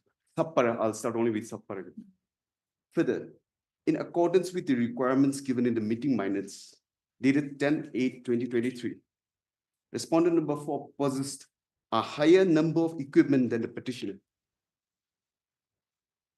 It is the other way around. Specifically, respondent number 4 possessed one core cutter. If I may be allowed to pause there for a moment, what is core cutter, Lordship?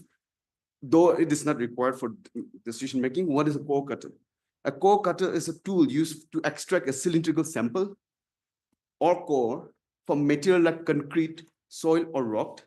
This core is then used for testing or further analysis.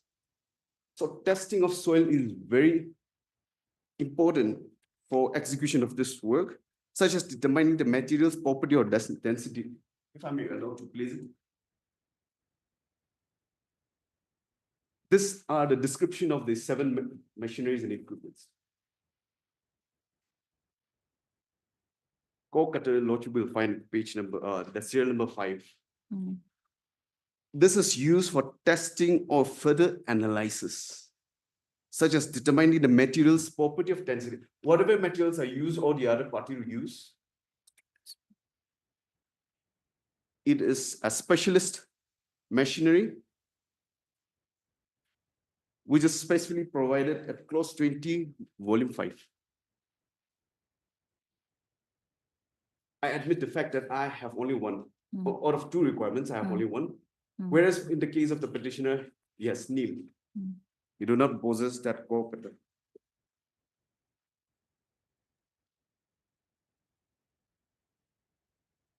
So that was the specific averment made in the affidavit, which after filing the affidavit reply by the petitioner, there's no comment. There's no comment. You have stated that in your para 8. Para 8, subpara. In evaluation, which is why it is required as consequently, in the evaluation of the technical bid, the respondent for accrued a higher score than the petitioner. This is the determining factor. Determining factor.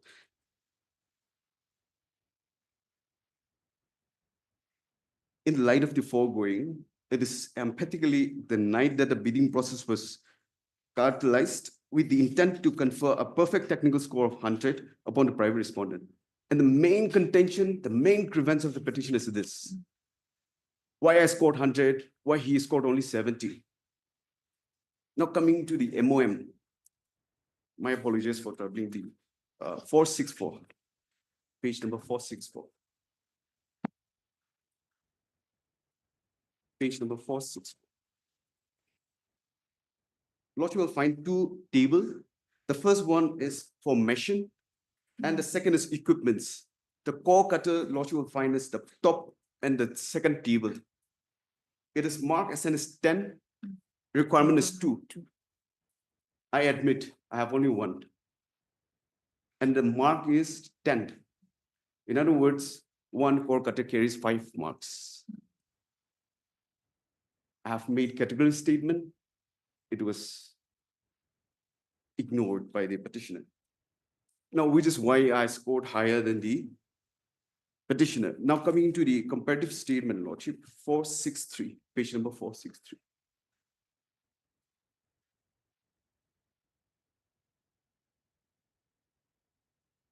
Page 463, Lordship. This is the comparative statement which was relied upon by my learned friend. But for clarity, if I may be allowed to repeat this, Lordship. The respondent number 4's firm features as serial number 1. Technical score is 100. So it's out of 60%, I scored 60. Yes. Now in a financial bid, I admit he scored higher than me. I scored 96, whereas the petitioner scored 100. So using that 40%, I scored 38.60 and the petitioner scored 40. Now it has to be evaluated combined. It has to be calculated together. Now the total comes to 98.60 for the private respondent number 4, whereas the petitioner scored only 82.0. The reason why I referred this is it was transparent. The entire process. He didn't possess the core cutter, which is why he scored lesser. He quoted the lowest, so he came up as the L1. That's why he scored higher than me. He scored 40, I scored 38.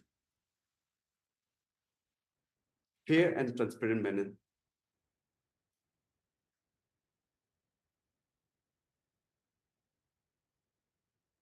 If at all the petitioners are aggrieved by this MOM to substantiate the submission made by my learned counsel for the state, the petitioner should have challenged. He was well aware of the existence of this MOM before filing the writ petition, because it's part of the writ petition. Diligently avoided.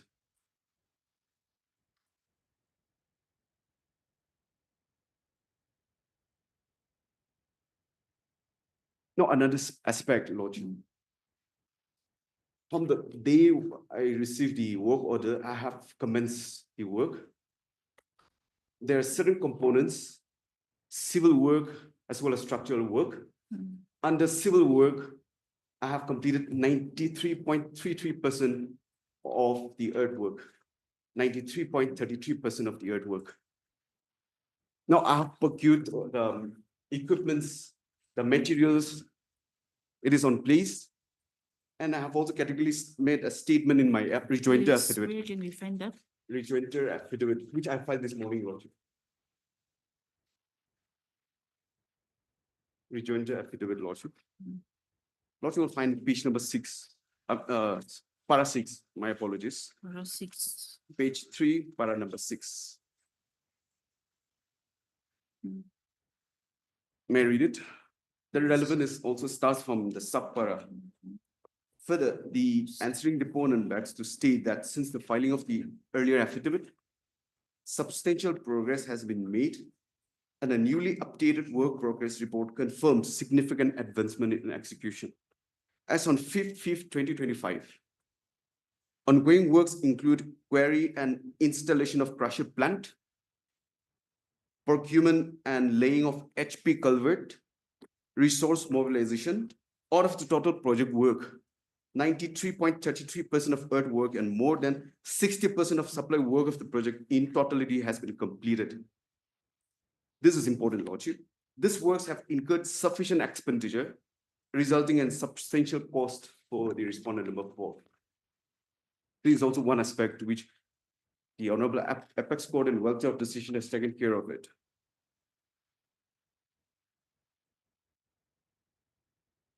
Now, by filing this writ petition, the petition has raised 7, could be relevant or irrelevant grounds, 7 grounds. But on advancing the submission by the petitioner this morning, he has raised only 7 grounds as of now. So in order to rebut those contentions, if I may be allowed to reply one after another.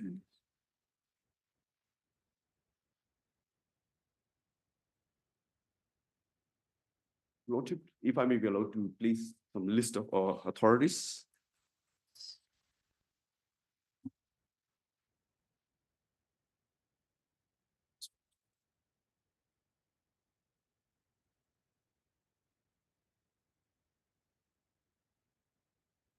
I'm raising 9 grounds to counter the submissions. If I may be allowed to refer only to the first, on the 3rd citation, Jagdish Mandal's case, which is reported in 2007-14 SSC, page 517. 2007-14 SSC, page 517. The first grounds will be on judicial review, which my learned friend has placed some relevant citations.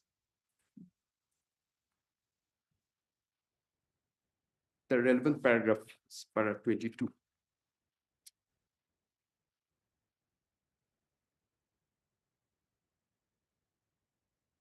Lordship will find page number 531, paragraph 22. May I read it, Lordship? Yes. Judicial review of administrative action is intended to prevent arbitrariness, irrationality, unreasonableness, bias, and malafide. I think government advocate also Yes, related yes. this. Yes. And as far as malafide and bias is concerned, if I may be allowed to refer to some citations as far as the definition of bias and malafide is concerned at a later stage, if I may be allowed. Its purpose is to check whether choice or decision is made lawfully and not to check whether choice or decision is sound. So our concern is only whether the decision was rendered lawfully or no, but not whether it is sound. When the power of judicial review is invoked in matters relating to tenders or award of contracts, certain special features should be borne in mind. A contract is a commercial transaction. Evaluating tenders and awarding contracts are essentially commercial functions, very clear. Principles of equity and natural justice stay at a distance. This is very important. Principle of equity and natural justice stay at a distance as far as this judicial review for financial transaction is concerned. If the decision relating to award of contract is bona fide and is in public interest, this is also important, public interest. And if the decision is rendered in a bona fide manner, and as far as my case is concerned, my respectful submission is that the decision was rendered in a bona fide manner, transparent manner. Courts will not, in excess of power of judicial review, interfere even if procedural aberration, this is very important, or error in assessment or prejudice to a tenderer is met out. Even in this kind of circumstances, judicial review has to stay at a distance. The power of judicial review will not be permitted to be invoked to protect private interest at the cost of public interest. This is also important. Or to decide contractual disputes. The tenderer or contractor with a grievance can always seek damages in a civil court. The remedy is available, but not here. Attempts by unsuccessful tenderers with imaginary grievances, wounded pride and business rivalry to make mountains out of molehills of some technical procedural violation or some prejudice to self and persuade courts to interfere by exercising power of judicial review should be resisted. Such interference, either interim or final, this is also important, may halt up public works for years or delay relief to thousands and millions and may increase the project cost manifold. Therefore, a court, before interfering in tender or contractual matters in excess of power of judicial review, should pose to itself the following questions. There are two questions. Whether the process adopted or decision made by the authority is malafide, and if it is malafide, the law is very clear. It is not only just making a submission of malafide, it has to be proved or intended to favor someone. There's no intention, there's no evidence to show that they have intended to favor me. Or whether the process adopted or decision made is so arbitrary and irrational. So when it comes to irrational, when Sperry theory comes into play, that the court can say the decision is such that no responsible authority acting reasonably and in accordance with relevant law could have reached. The petitioner, with due respect for submission, has visibly failed to make out a case. And very important, the second, whether public interest is affected. Whether public interest is affected.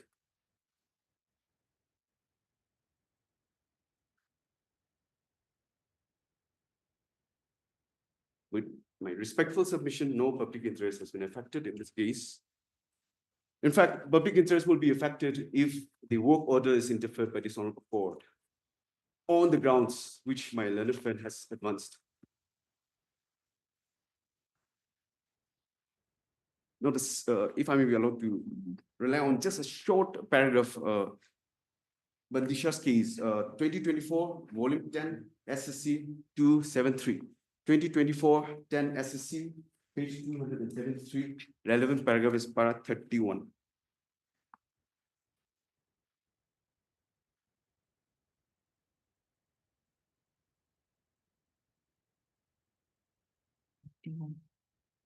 This is referred Sterling Computers case.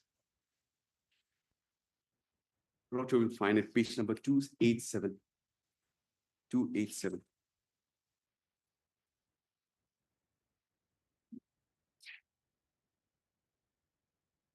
Is it? Paragraph 31. 31. Paragraph 31. Yes. May I read it, Lord? Yes.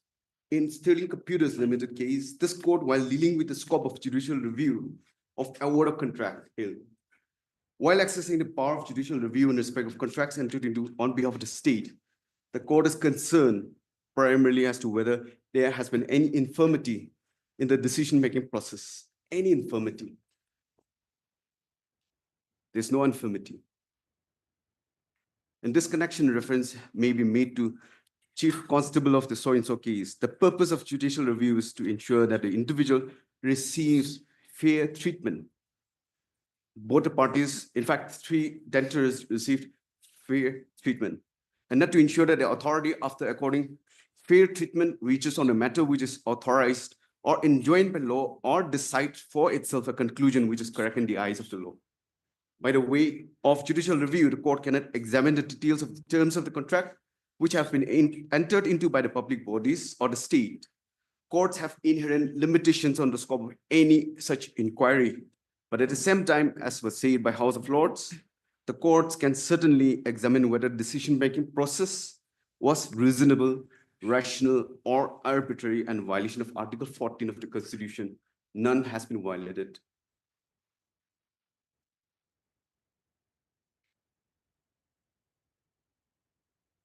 If I may allowed to refer to the third citation, Michigan Rubbers case, which is reported in 2012 at SSC 216. 2012, volume 8, SSC page 216. Relevant paragraphs are 23 and 24. Citation number 2, Lordship.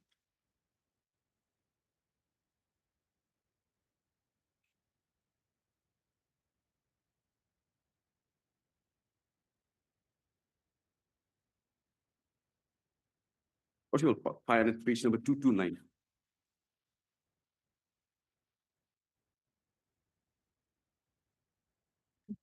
Yes. Lordship, 24. paragraph 23 and paragraph 24. Okay. 23 and 24. Yes, please From read. the, may I read, Lordship? Yes, yes. From the above decisions, the following principles emerged. A, the basic requirement of Article 14 is fairness in action by the state, and non-arbitrariness in essence and substance is the heartbeat of fair play. These actions are amenable to the judicial review only to the extent that the state may act validly for a discernible reason and not whimsically or any ulterior purpose. There's no ulterior purpose here. If the state acts within the bounds of reasonableness, it will be legitimate to take into consideration the national priorities. B, fixation of the value of the tender is entirely within the purview of the executive, and the courts hardly have any role to play in this process except for striking down such action of the executive as is proved to be arbitrary and unreasonable. If the government acts in conformity with certain healthy standards, this is very important, and norms such as awarding of contracts by inviting tenders, which has been done in this case, in those circumstances, the interference by court is very limited. Article 14 has been complied.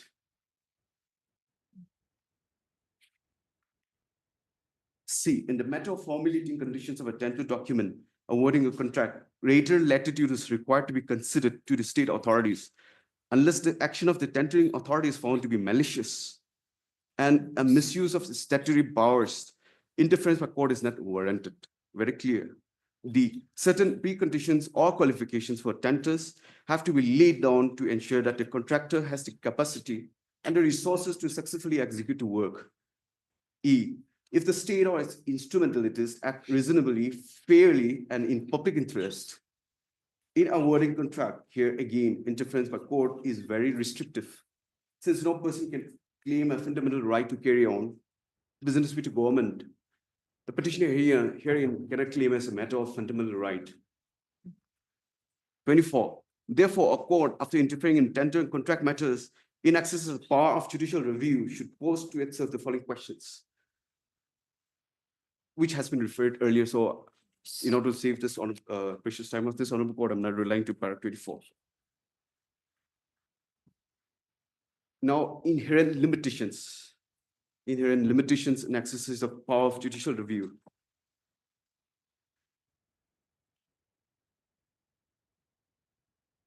1994, 6 SSC, page 651. Tata Cellular's case, Lordship. It's a celebrated judgment, Lordship.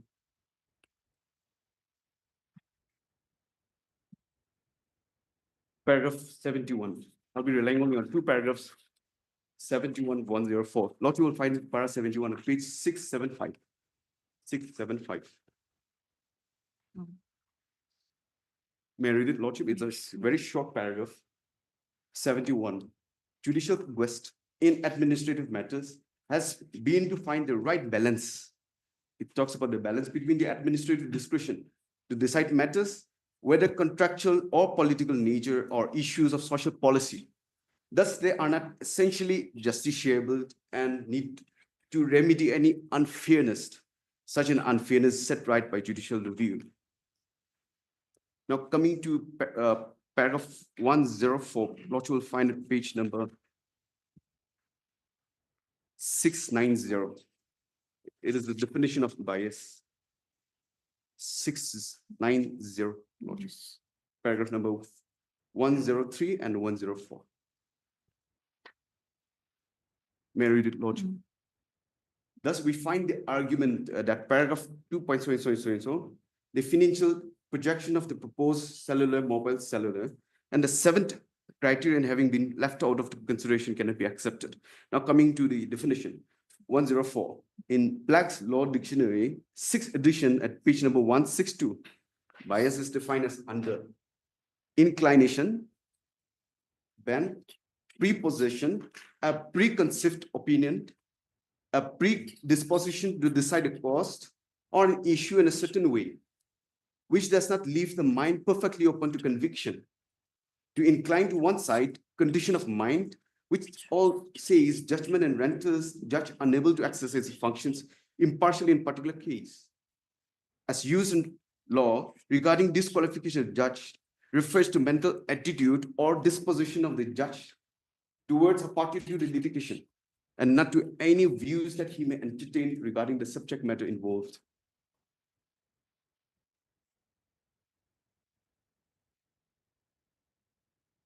This essential requirements, the ingredients has to be proved, has to be established. There's not even a single whisper in the averments made in the pleadings by the petitioner. Therefore, the question of bias, question of no transparency, question of irrational does not arise at all. Now, the third ground that I would like to rely upon is element of public interest. The third ground, element of public interest, 1999, volume 1, SSC 492. 1999, volume 1, SSC, page 492.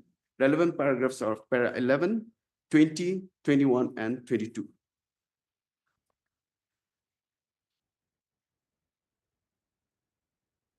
Lot of it will find paragraph 11 and 501, page 501. Yes. May I read it, Lordship? When a read petition is filed in the High Court challenging the award of a contract by a public authority or the state, the court must be satisfied that there is some element of public interest involved in entertaining such a petition. If, for example, the dispute is purely between two tenderers, the court must be very careful to see if there is any element of public interest involved in the litigation. This is also a battle between the two tenderers. A mere difference in the prices offered by the two tenderers may or may not be decisive in deciding whether any public interest is involved in intervening in such a commercial transaction. It is important to bear in mind that by court's intervention, the proposed project may be considerably delayed. This factor has to be taken into consideration by this honorable court, thus escalating the cost far more than any saving which the court would ultimately effect in public money by deciding the dispute in favor of one tenderer or the other tenderer. Therefore, unless the court is satisfied that there is a substantial amount of public interest, it has to be substantial, or the transaction is entered into mala fight, the court should not intervene under Article 226 in dispute between two rival tenderers.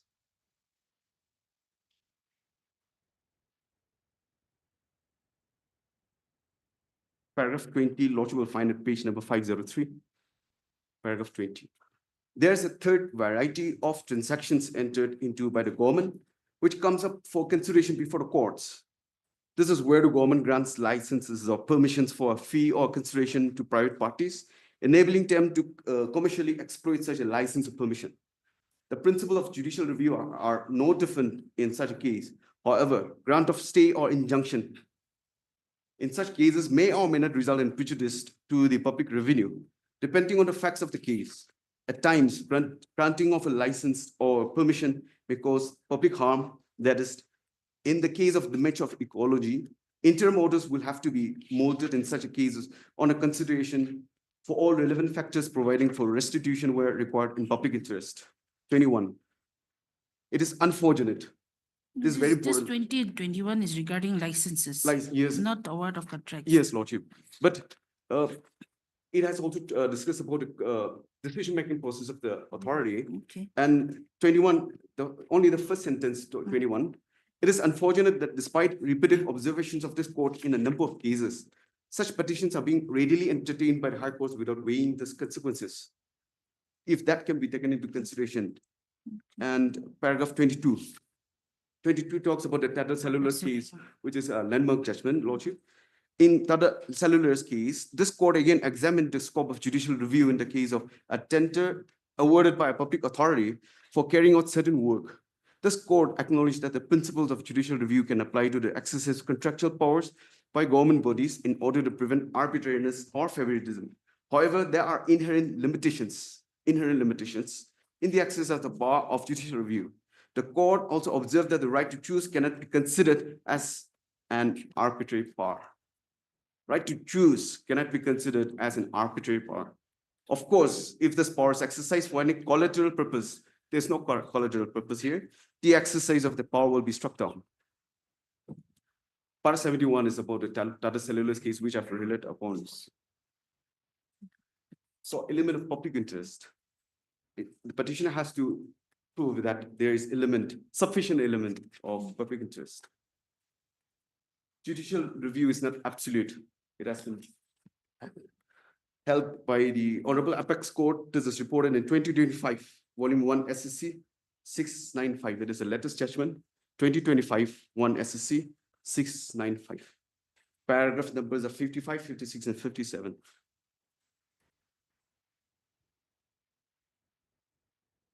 Paragraph 57 says very clearly that judicial review is not absolute. If I may be allowed to take your lordship to page number 719, paragraph 56. 56.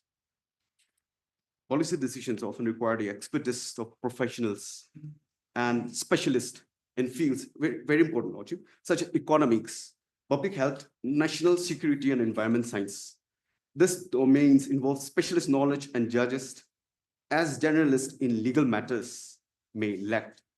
For instance, in economic policy, the executive may decide on trade tariffs or subsidies based on extensive data and projections that aim to balance domestic industry support with global trade commitments. The courts, lacking the same level of economic expertise and without the authority to make trade-offs among competing policy objectives, are typically not equipped to second-guess this kinds of decisions. 57. While courts have the power of judicial review to ensure that executive actions and legislative enactments comply with the Constitution, this power is not absolute, very clear. Judicial review is meant to act as a safeguard against actions that overstep legal boundaries or infringe on fundamental rights, which is not the case in this petitioner's case, but it does not entail a comprehensive re-evaluation of the policy's wisdom. The judicial review of policy decision is limited to assessing the legality of the decision-making process rather than the substantive merits of the policy itself. For example, if a government policy infringes on fundamental rights or discriminates against a particular group, the courts have a duty to strike down such policies. However, in the absence of constitutional or legal violations, the court should respect the policy choices made by the executive or the legislature. A policy decision has been rendered in this case. There's no illegality, there's no violation of the fundamental rights. Now coming to Malafite's, if I may be allowed to refer to 1992 Supply 1 SSC 222. 1992 Supply 1 SSC 222. This is the seventh citation, the list of authorities. Paragraph number 50 and 51, Lordship will find it, page number 260. Malafide. Paragraph number 50, page 260, Lord. Yes. May I read it, Lord? Malafide means want of good faith, personal bias, grudge, oblique or improper motive or ulterior purpose. The administrative action must be said to be done in good faith. If it is in fact done honestly, whether it is done negligently or not. An act done honestly is deemed to have been done in good faith. An administrative authority must therefore act in a bona fide manner and should never act for an improper motive or ulterior purposes or contrary to the requirements of the statute or the basis of the circumstances contemplated by law, or improperly exercise discretion to achieve some ulterior purpose. The determination of a plea of malafide involves two questions, namely, one, whether there is a personal bias or an oblique motive. There's no such. Second, whether the administrative action is contrary to the objects, requirements, and conditions of a valid exercise of administrative power. The petitioner has failed to establish these two requirements to constitute malafide action. 51. The action taken must therefore be proved to have been made malafide for such considerations. There's no argument, there's no contention in the pleadings, the entire pleadings of malafides. Mere assertion or a vague or bulk statement is not sufficient. Mere assertion is not sufficient. There's not even a single whisper. It must be demonstrated either by admitted or proof facts and circumstances. It goes beyond lordship. Obtainable in a given case, if it is established that the action has been taken malafide or any such considerations or by fraud or power or culpable excessive, it cannot be allowed to stand. So the question of malafide bias, unreasonableness does not arise in this case.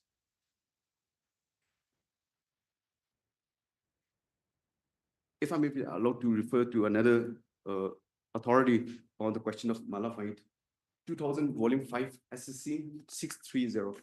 2000 volume 5 SSC 630. Paragraph number 13. Paragraph 15, page 639.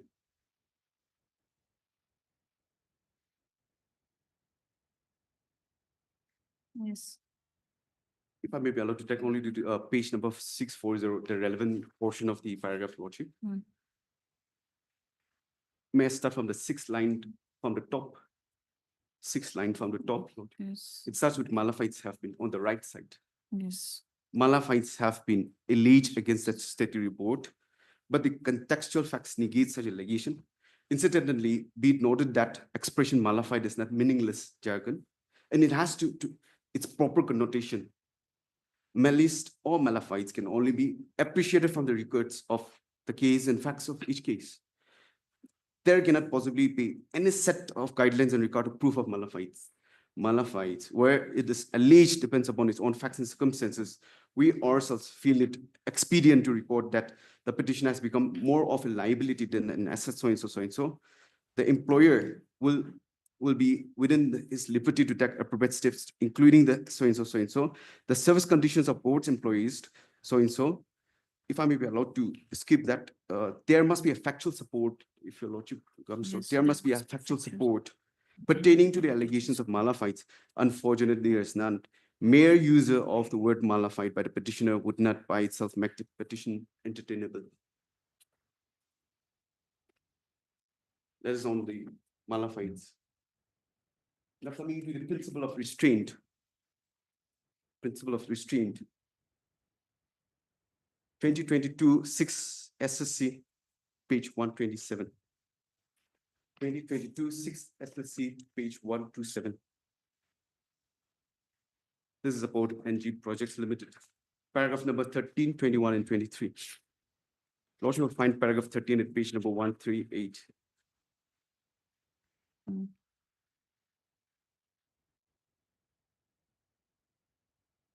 Read only the relevant portion. Lodge.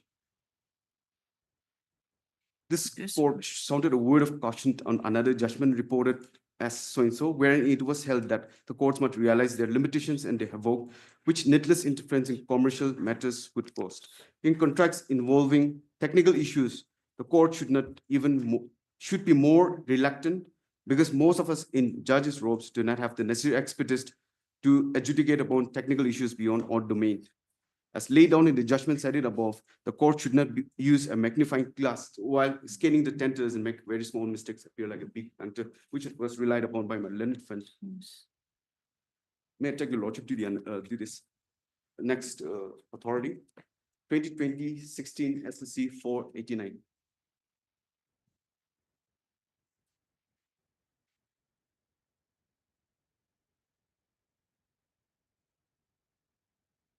Paragraph 22.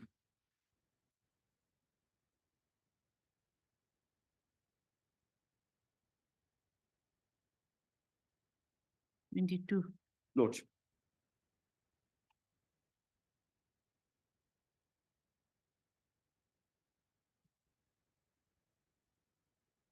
May I read, Lordship? Yes. It was next argued that the division bench erred in holding that the adverse remarks recorded against the sister company would not be gone into in the absence of any challenge by the sister company. There's no challenge in the meeting minutes. We accept this contention in our considered view if the tendering authority is using any adverse material of the sister company against the petitioner firm, that the petitioner firm would be entitled to urge that the adverse remarks are not called for, or that the adverse remarks are not justified, or that the adverse remarks cannot be taken into consideration while considering the tender of the petitioner firm.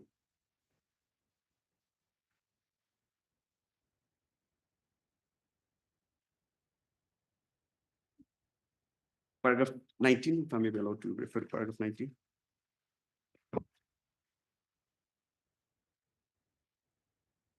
This court, being guardian of fundamental rights, is duty bound to interfere when there is arbitrariness, irrationality, malafide, and bias.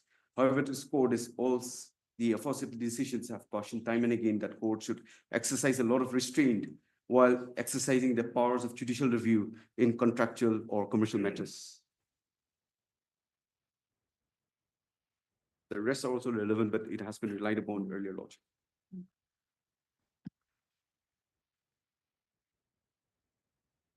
On the next count is price need not be always the sole criterion to award contract. I'll be relying on 2000 volume 2 SCC 617. That is not disputed. Even in the NIT, it says that Lordship. one of the conditions of the NIT. Yes. And if I may be allowed to skip, I'll go to the rights of bidders. Rights of bidders, 2009. 16. Section number 16. Rights of bidders, 2009, volume 6, SSC 171. Paragraph number 27.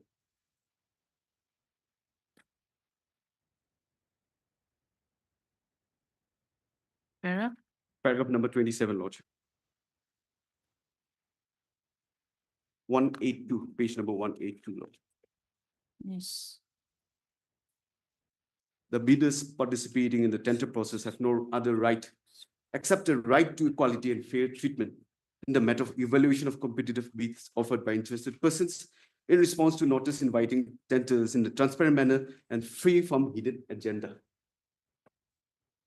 One cannot challenge the terms and conditions of the tender except on the above stated ground. The reason being the terms of the invitation to tender are in the realm of the contract. No bidders entitled as a matter of right to insist the authority inviting tenders to enter into further negotiations unless the terms and conditions of notice so provided for such negotiations. It was conducted in a fair and transparent manner.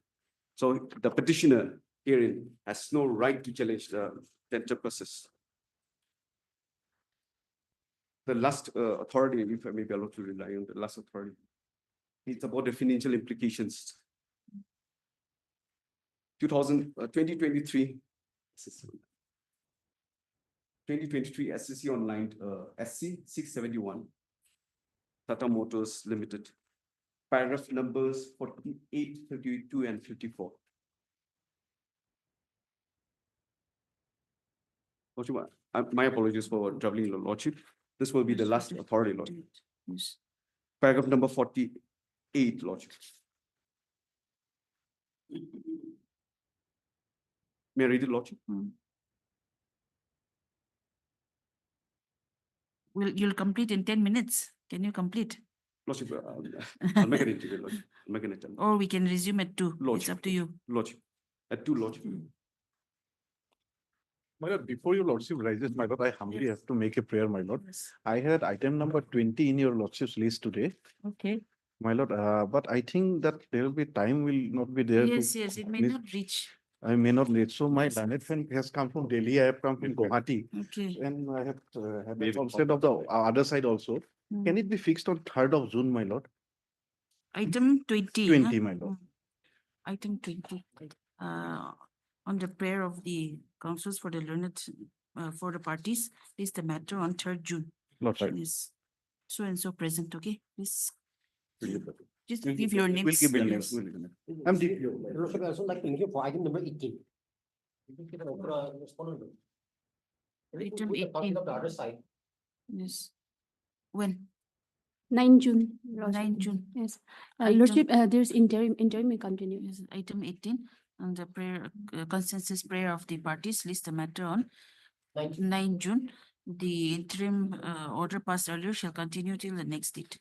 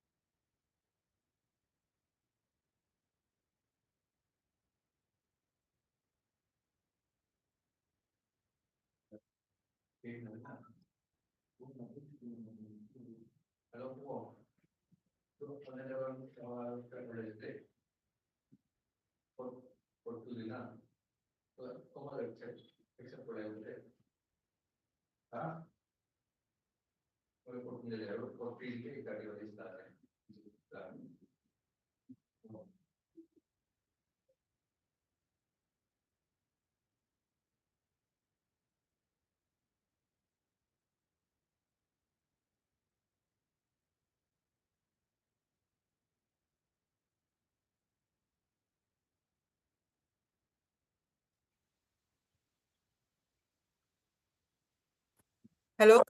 Hello. Yes. Okay.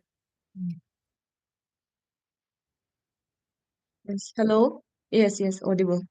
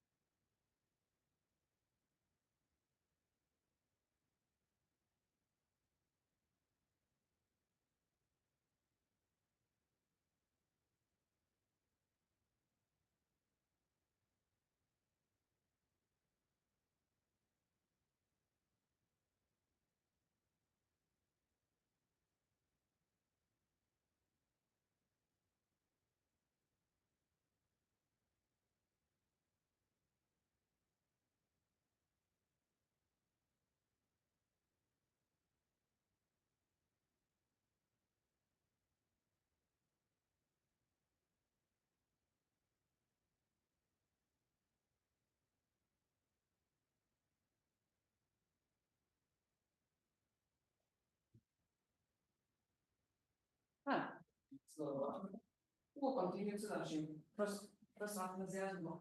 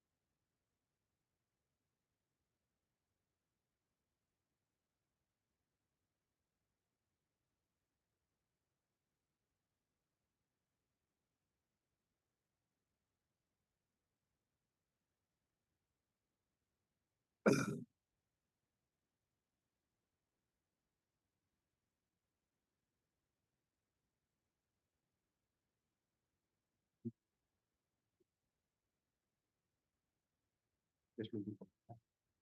Hmm. The first one.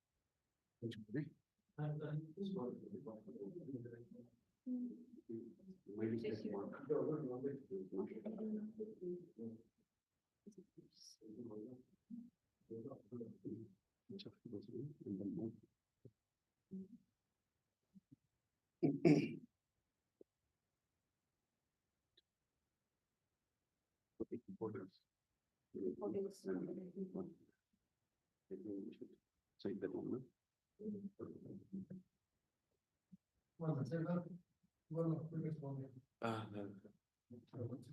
Very good. Coba tadi mana? Jelas sih, ya tadi mana? Dulu kan ini muka dia ada satu kan lain dia. Oh, ya nih, benar lagi itu selesai. Supaya kita bawa langsung.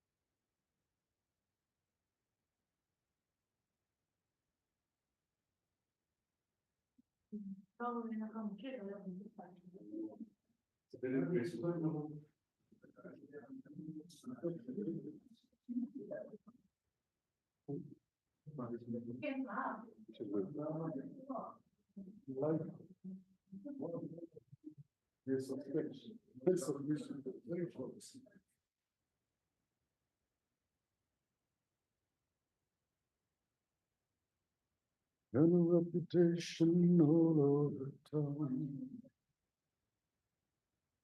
It's a hard to listen cold.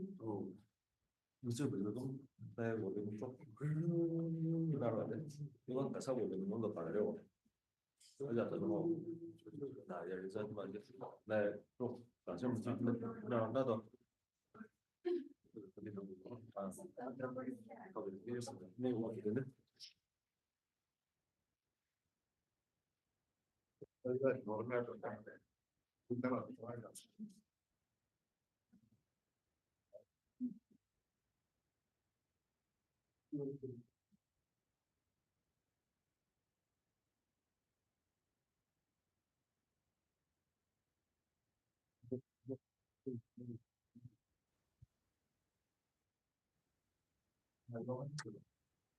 Huh?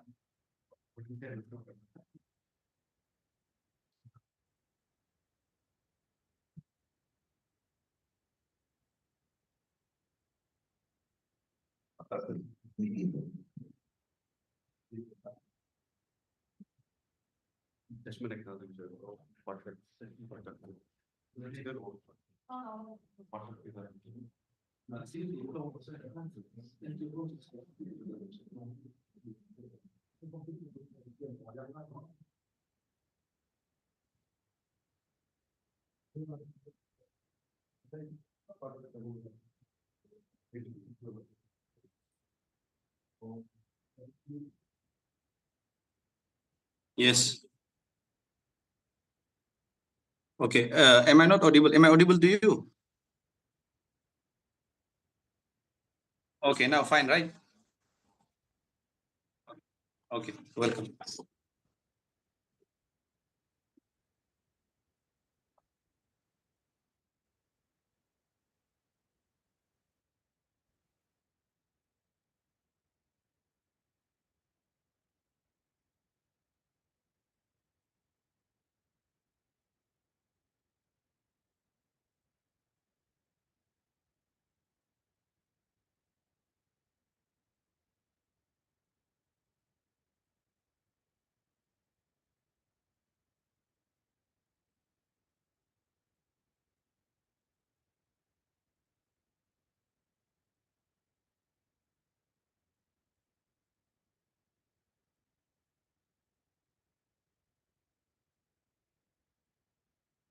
Bless your lordship. Yes.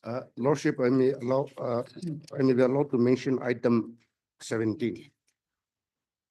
Item 17, yes. Item 17.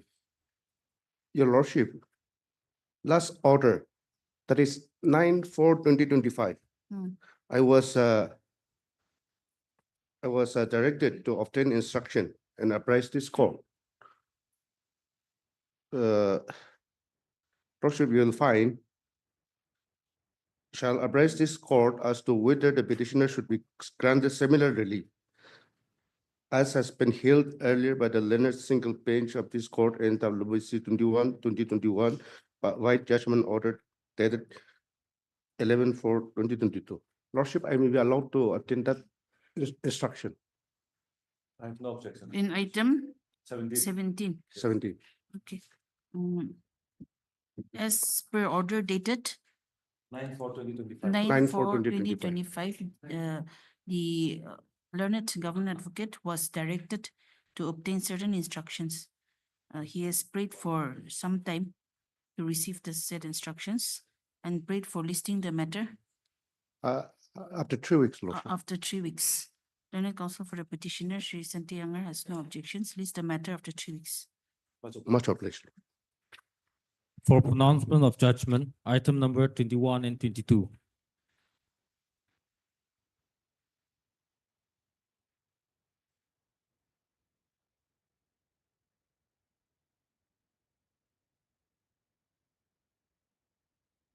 The petition is dismissed. The trial court may continue with the proceedings without being influenced by the observations made in this judgment.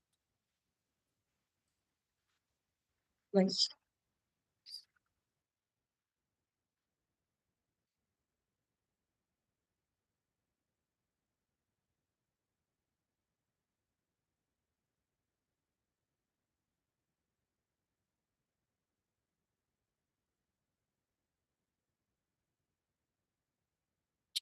Later, okay, just For motion pertaining to Itanagar bench, item number 1. May I please, Lordship? May I please, Lordship? yes.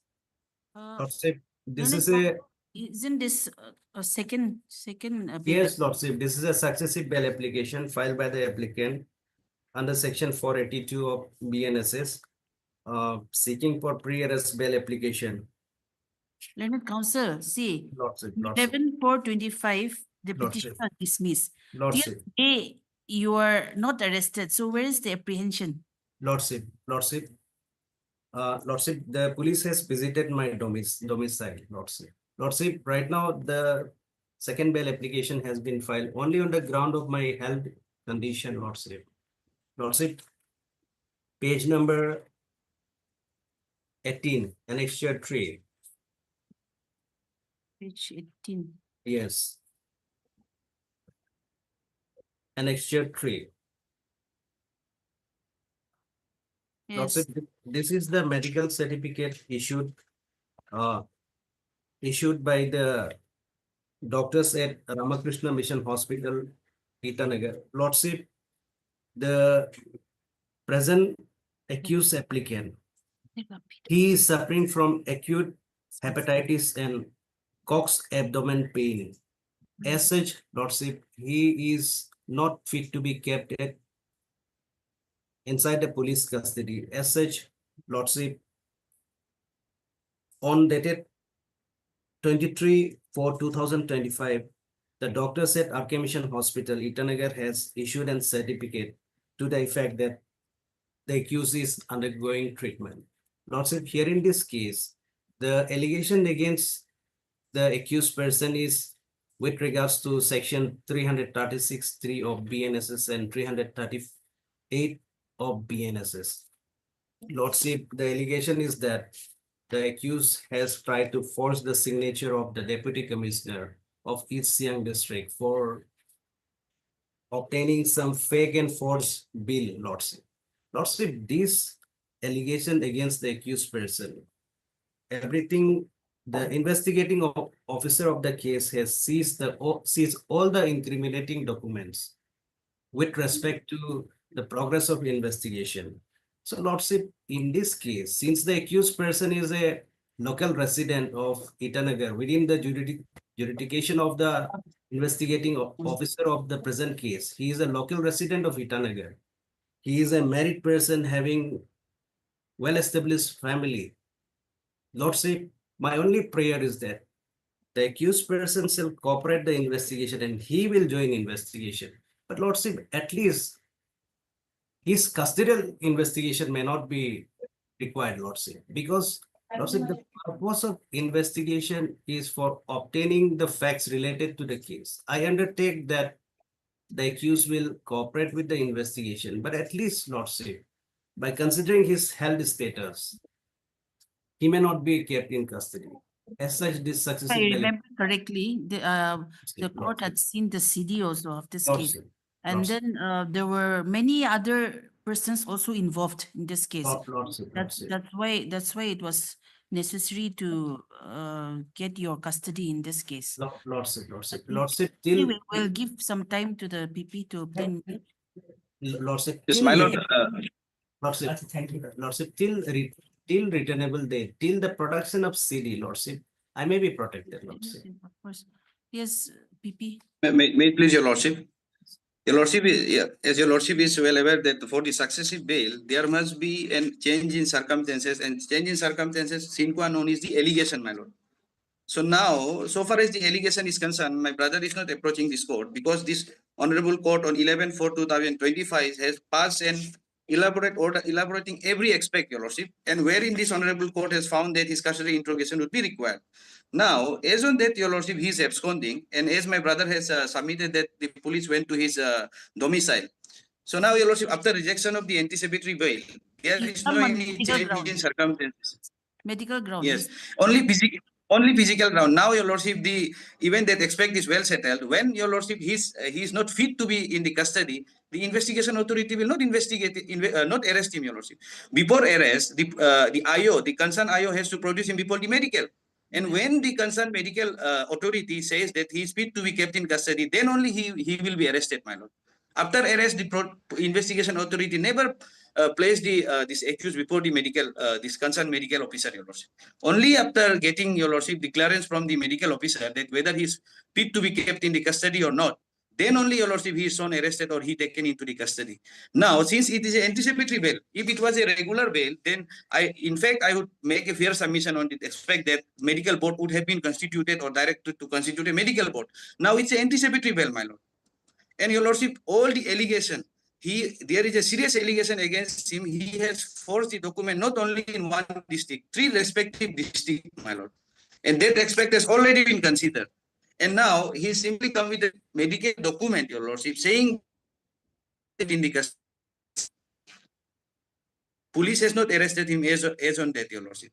Even if he was arrested and come with a document that he is not fit to be kept in the custody, that would be a different aspect. Now he's absconding and he get a medical prescription, which is annexed in page number 19 and page number, my lord, in 18, your lordship, annexure 3. On the strength of this, your lordship, this medical document, your lordship, his allegation against him cannot be ignored, my lord. If he is not fit to be kept in the custody, police will definitely not keep him in the custody, my lord. Otherwise, your lordship, it cannot be termed as a successive bail only on the ground that he is not fit or he is a sick, your lordship. For successive bail, it is well settled. Sine qua non is the allegation, whether there is a variation in the allegation, whether there is any contrast in the allegation. Nothing as such, my lord. Simply come on the document, instead of 2 documents, and saying that I am not fit to be kept in the custody. Let the investigation authority do their part, my lord. Yes, learned counsel. See, before arrest, you're always taken before a doctor and examined. Lordship. So if you're not fit to be kept in custody, then they will not arrest you. Lordship, the present case has been registered on dated 14/8/2025. Since then, the HATIC investigation has been carried out by the IO of the case. And you're evading the process of investigation. Lordship, I will cooperate, Lordship. For so long. Lordship, I will cooperate. I will join the investigation. But Lordship, I may not be kept in custody by considering my. That's why you produce these documents, the medical documents before the IO. Lordship. Yes. And they will examine you. Yes, Lordship. My health status may kindly be considered by the IO. Some kind of direction may be given in the order, Lordship. No, you produce these documents before the IO. Lordship. Learned counsel for the petitioner. T. Taba. Lordship. T. Taba. Stop. This is a subsequent pre-arrest bail application filed by the petitioner on the ground that he is undergoing medical treatment at the Ramakrishna Mission Hospital, Itanagar. So, in order to support his contention, the petitioner has annexed the medical reports at annexure 3.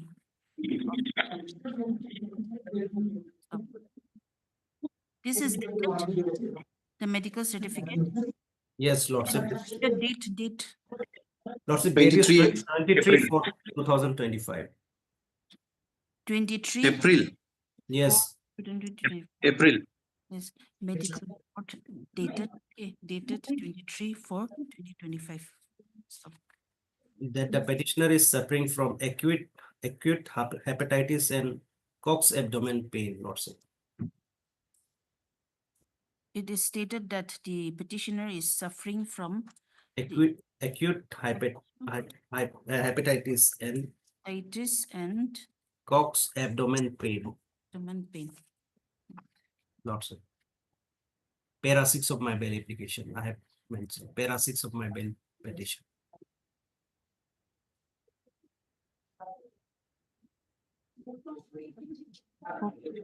Cox is COAX. Yes, Lordship. It's a Okay. medical terminology.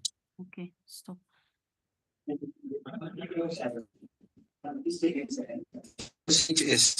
learned counsel for the petitioner submits that his medical condition, in his medical condition, he is not fit to be kept in custody, and on this ground alone, the petitioner has prayed that he may be granted pre-arrest bail. Stop. Learned public prosecutor T8 has appeared for the state respondents and submits that the only change of circumstance in the present application is that the petitioner is suffering from some illness. Stop. Learned PP has My lord, stated- sorry for interruption, Your Lordship.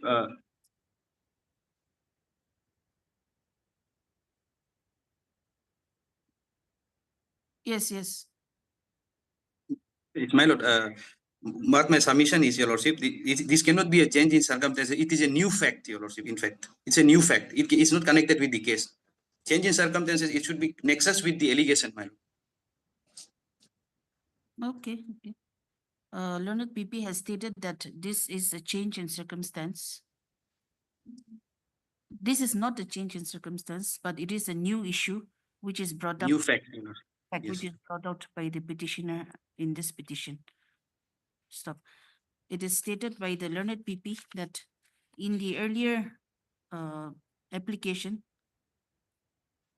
number AB 41 of 2025, this court has already gone into all the facts and the allegations made against the petitioner and had dismissed the application by order dated 11/4/2025. Stop. Learned PP therefore states that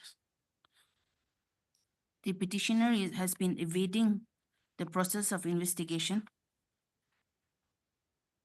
and has raised a new issue about his sickness in this petition. Learned PP also states that at the stage of arrest, if the petitioner is found to be suffering from illness and unfit to be kept in custody, the police will obviously consider the medical opinion before taking him into custody. Stop. Accordingly, he has submitted that the present application has no merit and should be dismissed at this stage. Stop. Next paragraph. This court has perused the application and also the previous order dated 11/4/2025 passed by this court. Stop. The court has already come to a conclusion that the custodial interrogation of the petitioner is required in this case, as there are many other persons involved in the case and the nexus can be uncovered only if the present petitioner is arrested and custodial interrogation is carried out. Stop. Therefore, the application is dismissed, being devoid of merit, comma. However, the arresting authorities shall consider the medical condition of the petitioner before taking any coercive steps. That will do. Petition is Yes, dismissed. deeply obliged. For motion from the supplementary course list, item number 23.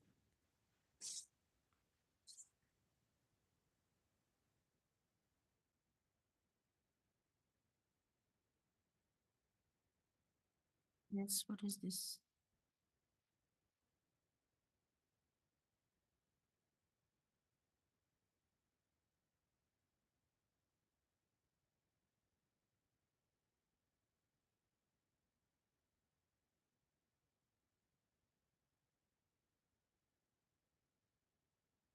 Yes. May I please, Your Lordship, the petitioner, have apprehension of arrest as the special court NDPS Dimapur have issued arrest warrant against her. And here the fact of case is that her husband was arrested on 3 April, 3 April, 3rd April, in connection with FIR dated 28 to 25 of Newland PS case. And but in this case, Your Honor, the petitioner has no criminal antecedents of involving in NDPS offense, and she is ready to cooperate with it. 21C is bailable or non-bailable? It's a commercial quantity, Your Honor. It's a non-bailable.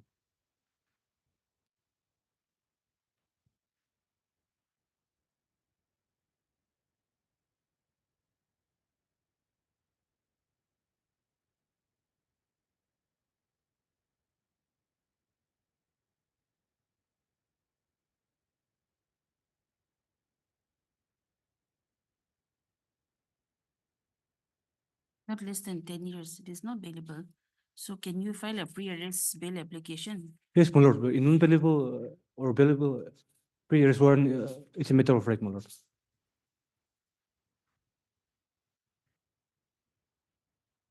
Only when there's apprehension of arrest, a person can approach. That question can be kept open. At this stage, we will issue notice. You accept notice. Her learned counsel for the petitioner.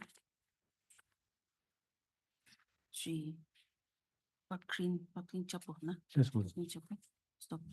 Learned counsel for the petitioner has stated that the husband of the petitioner, he's already arrested. Yes, Husband of the he's in jail petitioner now. is in custody in connection with GR case number 88/2025 in connection with Newland PS case number 003/2025 under section 21C NDPS Act, read with section 3(5) BNS, 3 under bracket 5 BNS.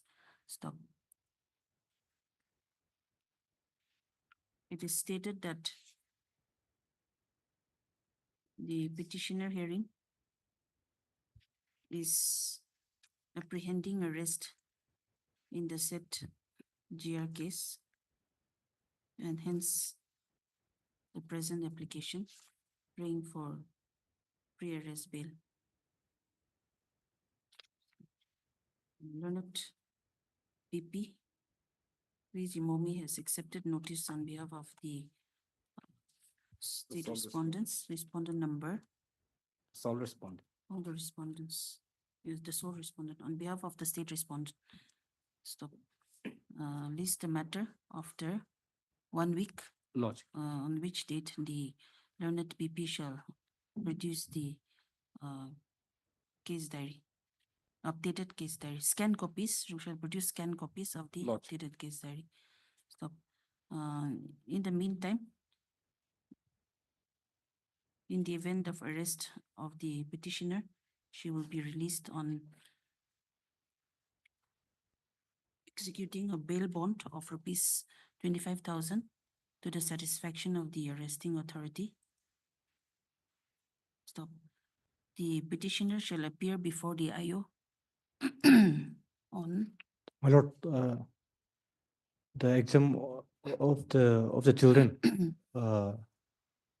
is commencing from May last week. So, So Your Lordship, next week, we'll give a date next week. No, next week.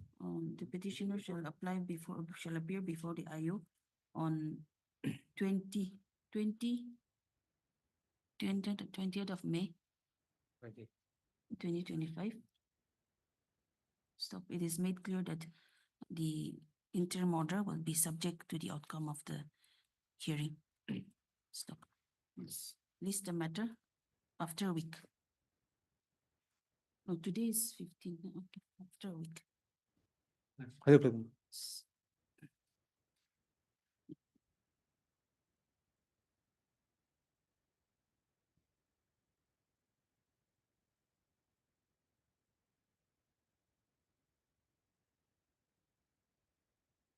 Is more lower on 2023 SEC. on Lordship, Lordship. Tata Motors Limited, Lordship. Yes. Para 48. Paragraph 52, Lordship. 52, Lordship. 52. The second last page, 52, Lordship. Rely only on this paragraph 52, Lordship. May I read it, Lordship? Yes, please read. Ordinarily, a reed court should refrain itself from imposing its decision over the decision of the employer as to whether or not to accept a bid of a tender unless something very gross, palpable is pointed out. The court ordinarily should not interfere in matters relating to tender or contract. To set a note, the entire tender process at the stage when the contract is well underway would not be in public interest. Initiating a fresh tender process at this stage may consume a lot of time and also loss to the public exchequer to the tune of crores of rupees. The financial burden implications of the public exchequer that the state may have to meet if the court directs issue of a fresh tender notice should be one of the guiding factors that a court should keep in mind. This is evident from a three-judge bench decision of this court in Association of Registration Plates versus Union of India, which is reported in 2005, 1 SSC 679.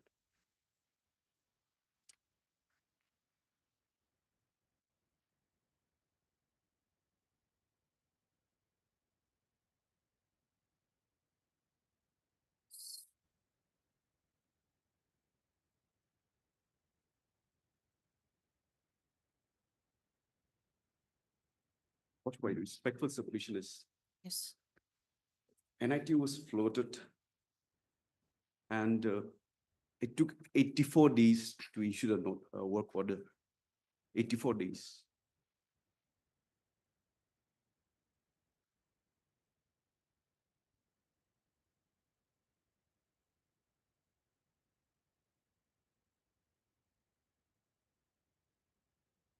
Nearly 3 months, almost 3 months. No, assuming but not admitting that there are sufficient grounds for interference of this honorable court lordship. And in the event, if a fresh entity is flooded, it has to go through the same process again. That consumes time. And also the second factor is financial implication lordship. Because with due respectful submission is that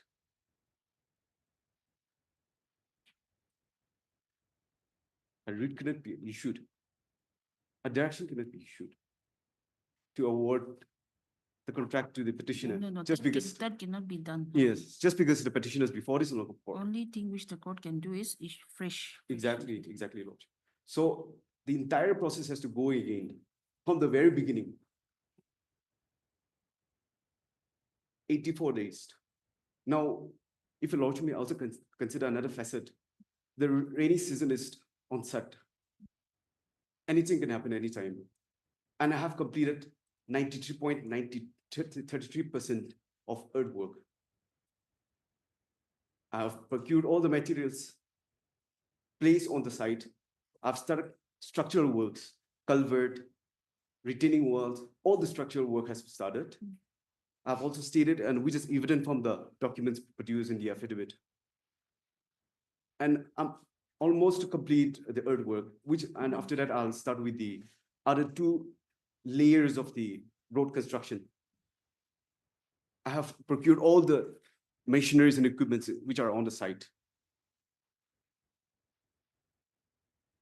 My respectful submission before this honorable court is, while deciding matters, especially pertaining to contract matters, this honorable court may kindly take into consideration a larger picture, not because the petitioner has got a grievance, and that too limited to the meeting minutes, just because the meeting minutes was not made known to the petitioner. And Which the is- work order also was not put up on the website. Lordship, That but also another. Lordship, that is also a public document. And it is apparent on the face of report that there was no illegality, no arbitrariness. The entire tender process was conducted in a fair and transparent manner. Because it is also a case that the petitioner, he quoted the lowest where he scored the highest. Not in dispute, not in dispute. And because I have produced more machineries and equipments, especially more particularly the specialist machineries, I scored higher than the petitioner. It is not a case that the petitioner has failed in both the tender process, technical as well as financial bid.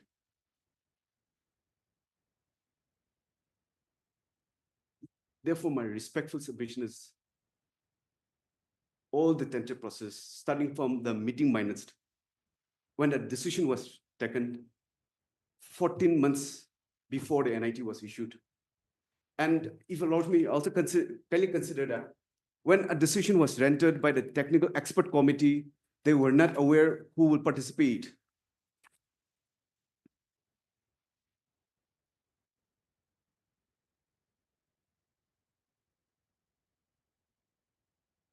So the question of favoritism, biased, malified, rational, all those does not come into play.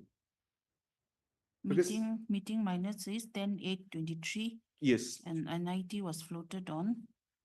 NIT was floated on Lordship 22/10/2024.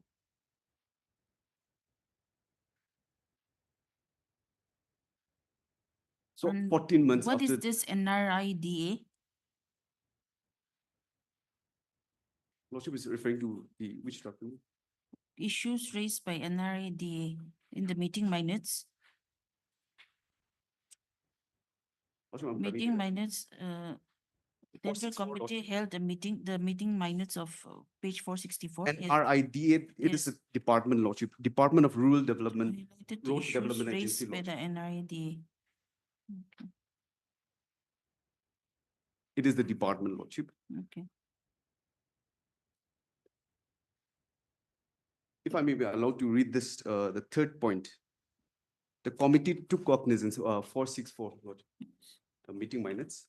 The committee took cognizance of the fact that FDR, full depth What reclamation. is FDR? Full depth reclamation.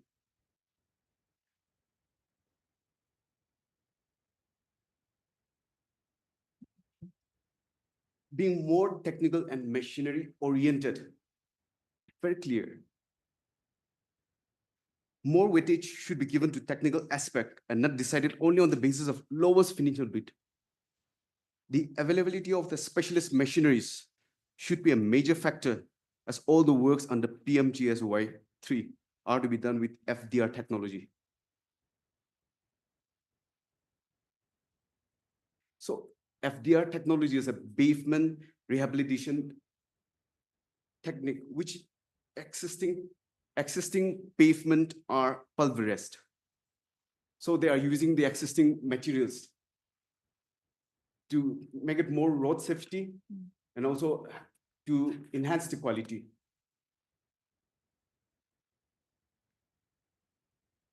Therefore, it was decided to follow QCBS, Quality Cum Commercial Based System, for evaluation of the bid.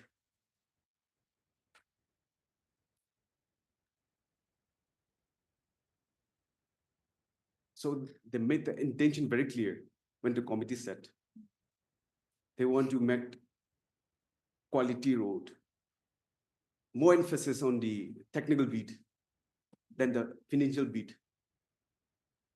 Though the petitioner quoted the lowest, he was the L1, but that was not a criteria, which is very clear.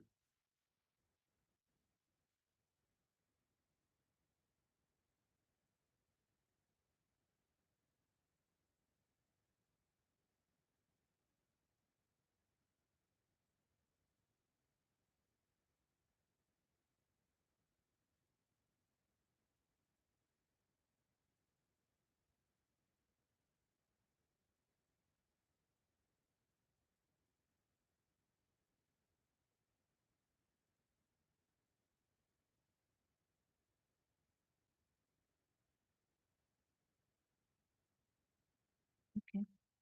So my respectful submission is a decision was rendered by the expert committee,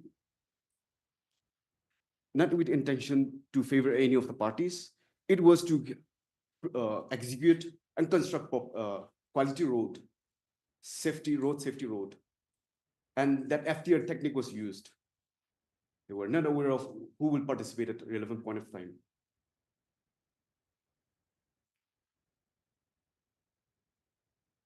Therefore, the petitioner, with due respect, has failed to make out a case for interference of this honorable court.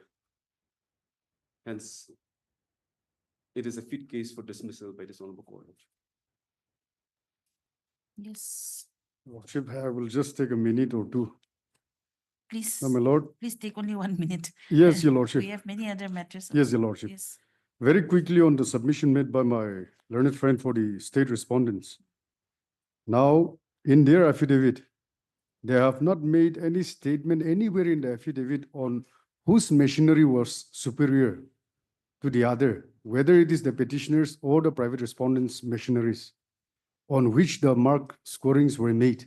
And that is for the state to submit, your lordship. Whose machineries are superior? That is not for the participants. That is either the petitioner or the private respondent to claim. It is for the state to decide. They are silent on that. So that argument is unsustainable. Number two, your lordship, very quickly, on the issue of not challenging the meeting minute dated 10/8/2023, where is the necessity to challenge that? That is a document which was brought after the entire process was finished. And that document, why should it be challenged? Because if it is informed earlier, that document will be required. It may be a necessity for other contract matters. Here, the issue is whether that document was made known to the parties in the process or before the tendering process began. It was brought to the notice of the petitioner only after the work order was issued, that too after applying RTI. And the work order was also kept hidden. It shows that the private respondent number 4 and the state respondents were hand in glove. So, my lord, those arguments that has been advanced by my learned friend for the state is unsustainable. Then, coming to the submission made by my learned younger brother for the private respondent number 4, he has made a long submission, an impressive submission. However, on the first point that he has stressed is that he is also aggrieved by the meeting minute dated 10/8/2023.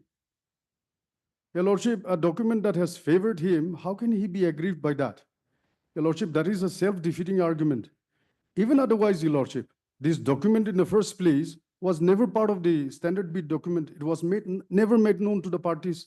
So, my lord, that submission itself is self-defeating, and the document itself, which amounts to hidden criteria. The law is already settled, and my lord has already seen the judgments that I have produced to your lordship. And relying on the Tata Cellular case, your lordship, I was also relying on paragraph 70 and paragraph 94.5. My lord, that judgment is purely on the principles of law on how, when the tendering process is completed, whether it was fairly conducted or not. That is purely on that. So respectfully, that is purely in my favor as far as this case is concerned. Now, my learned friend has emphasized a lot on para 8 of his affidavit in opposition. Now, my lord, and that is, he was trying to counter my para 11 of the writ petition. In the paragraph 11, I have, if my lord may kindly allow me to show you lordship at paragraph 11. Paragraph 11. May I read your lordship? That as per the required equipment / machineries which bidder must possess, the firm of the petitioner fell short to provide the following. This is purely on the basis of the records annexed in the writ petition, your lordship, and on the website also. Number one, A, equipment / machinery for field testing laboratory. 1, 2 nose of core cutter with collar and hand rammer, serial number 24, page number 30 of the SBD, and page number 49 of the writ petition. Other accessories, ray guns, and glassware. 1, 10 nose of trichloroethylene, lead, serial number 3, page number 31 of the SBD, and page number 50 of the writ petition. Then that is the machineries that which was mentioned in the SBD that the petitioner could not produce. Now let us come to B. That is, the firm of the private respondent fell short to provide the following. Equipment / machinery for road work. 1, 1 nose of smooth-wheeled road rollers, 80-100 KN, serial number 12, page number 29 of the SBD, and page number 48 of the writ petition. Out of the 2 required, they could produce 1, and 1 was missing. 2, one number of surface vibrators, serial number 18, page number 29 of the SBD, and page number 48 of the writ petition. Then next comes equipment / machinery for field testing laboratory. 1 number of auto compaction test light compaction, serial number 6, page number 30 of the SBD, page number 49 of the writ petition. 2, extraction machine with 6 mold rammer base, etc. Serial number 20, page number 30 of the SBD, and page number 49 of the writ petition. In respect of this machinery, the firm of the private respondent has submitted only the extraction machine, not the actual required machine. Then 3, one number of core cutter, power core cutter with power hammer, serial number 25, page number 30 of the SBD, and page number 49 of the writ petition. Other accessories, ray guns, and glassware. 1, 10 nose of the same that we also could not produce. Trichloroethylene lead, serial number 3, page number 31 of the SBD, and page number 50 of the writ petition. And another 1 number of GI tank, such and such, serial number 13, page number 31 of the SBD, and page number 50 of the writ petition. So, Your Lordship, in total, we failed 2, they failed 7. So, not even going into the details of it, this is on the basis of what we submitted, what they submitted, and it is on record for all the parties to see. Now, in the reply and the affidavit in opposition, the affidavit in opposition of the respondent number 4, which was filed on 22nd of April 2023. Your Lordship, the reply is made at paragraph 7. Paragraph 7. 7 of?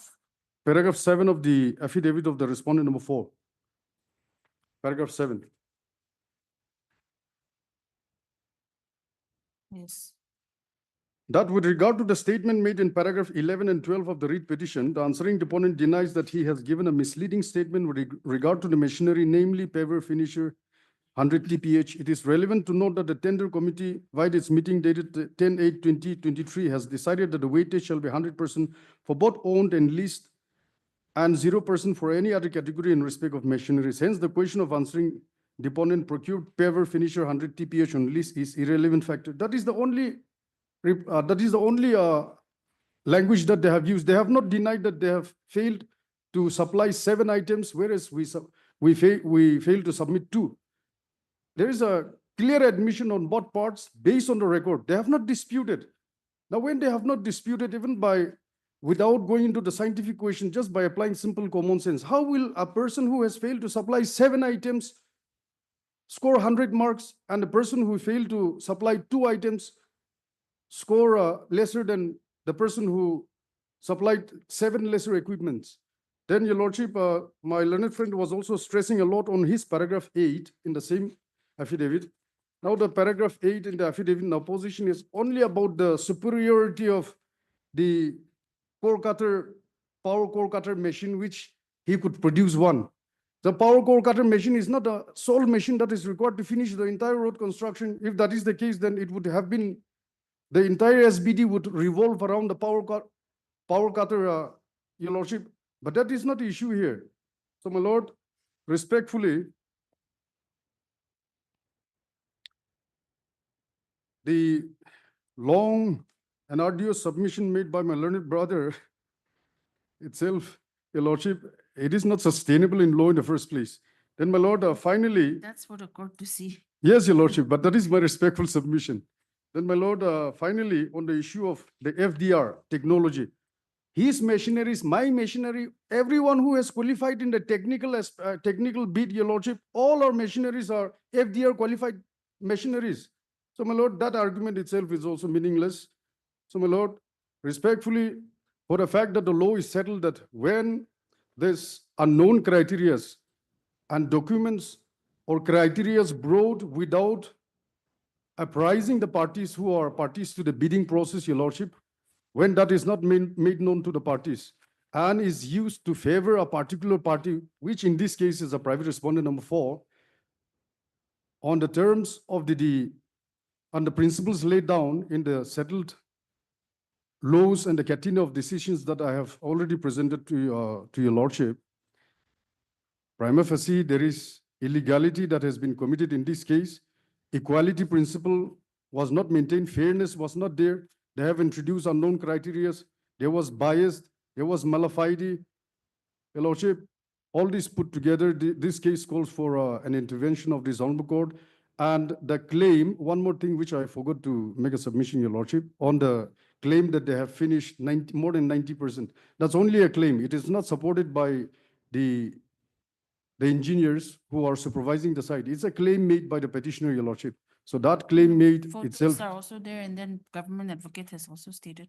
Yes, Your Lordship, but the report is not there. The last report, which was submitted last week, was only 5%. So how will it go to 93% in a matter of 1 week? That is humanly and scientifically also impossible, Your Lordship. My Lord, this, based on the settled principle of law, this case calls for the intervention of this writ court, and the work order dated 14 January 2025 must go, and that is my humble submission, Your Lordship.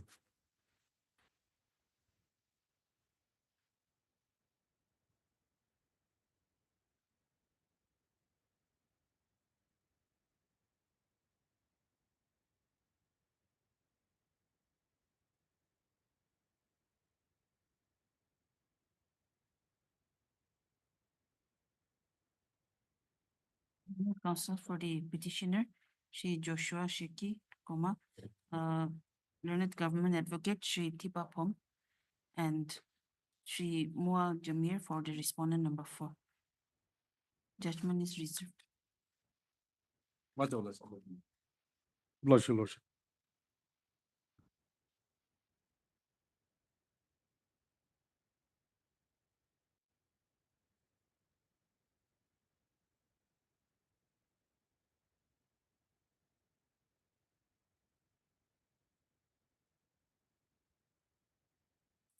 For orders, item number 10.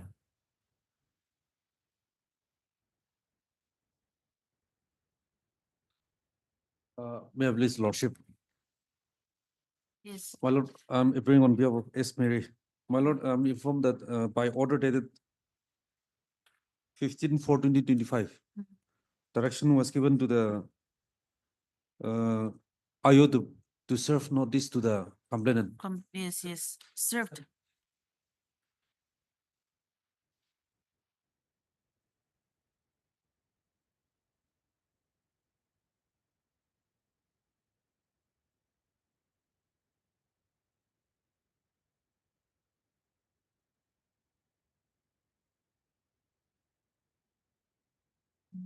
As directed by this court on 15/4/2024, the notice on respondent number 2 has been served through the OC of the concerned PS, and the learned government advocate has produced a copy of the receipt dated 24th April 2025, and the same is placed on record. So accordingly, the notice on respondent number 2 is deemed served. Stop. However, none appears for the petition respondent number 2/complainant when the matter is called. Stop.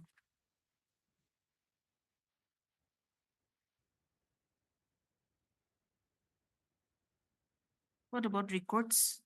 Records have been called. Records have come or not?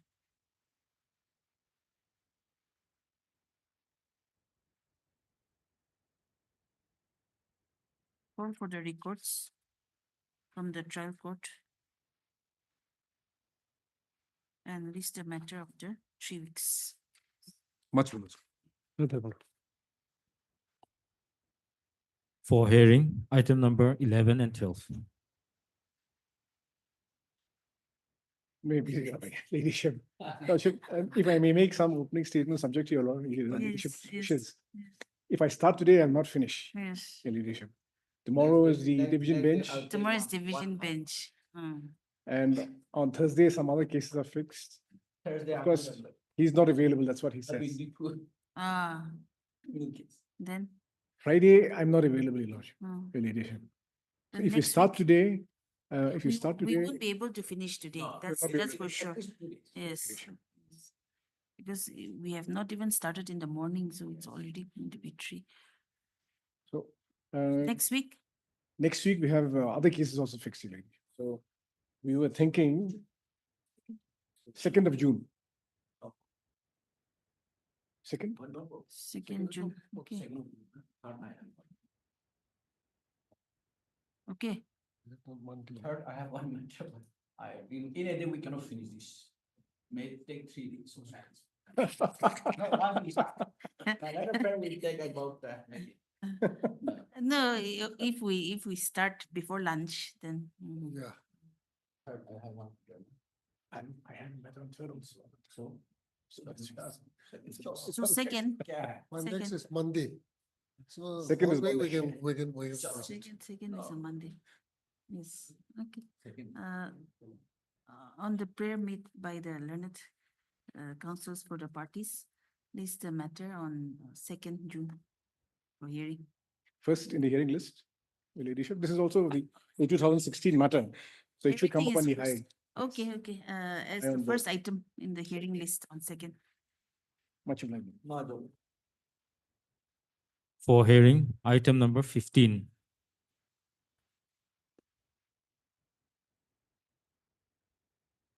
May I please, Your Lordship, my senior is on his leg in VC. Okay, okay. So. if this- Hearing, Yes, hearing Lordship, matter. yes. So if this matter can come up on Thursday or next week. Thursday also many matters are there, but Yes. anyway, we can try from Thursday. Lordship, Lordship. The learned counsel for the petitioner, Shri M.T. Longchar, is stated to be on legs before a division bench. Be a single bench. In another court, just say in another court. Accordingly, list the matter on Thursday will be 15th, on 15th. For hearing. Obliged, obliged. Learned government advocate is present. For Okay. Union of India, Yes. Learned Council for Union of India is present. You are also CGC. No, my senior CGC. Okay, yes. Just give your name then. So,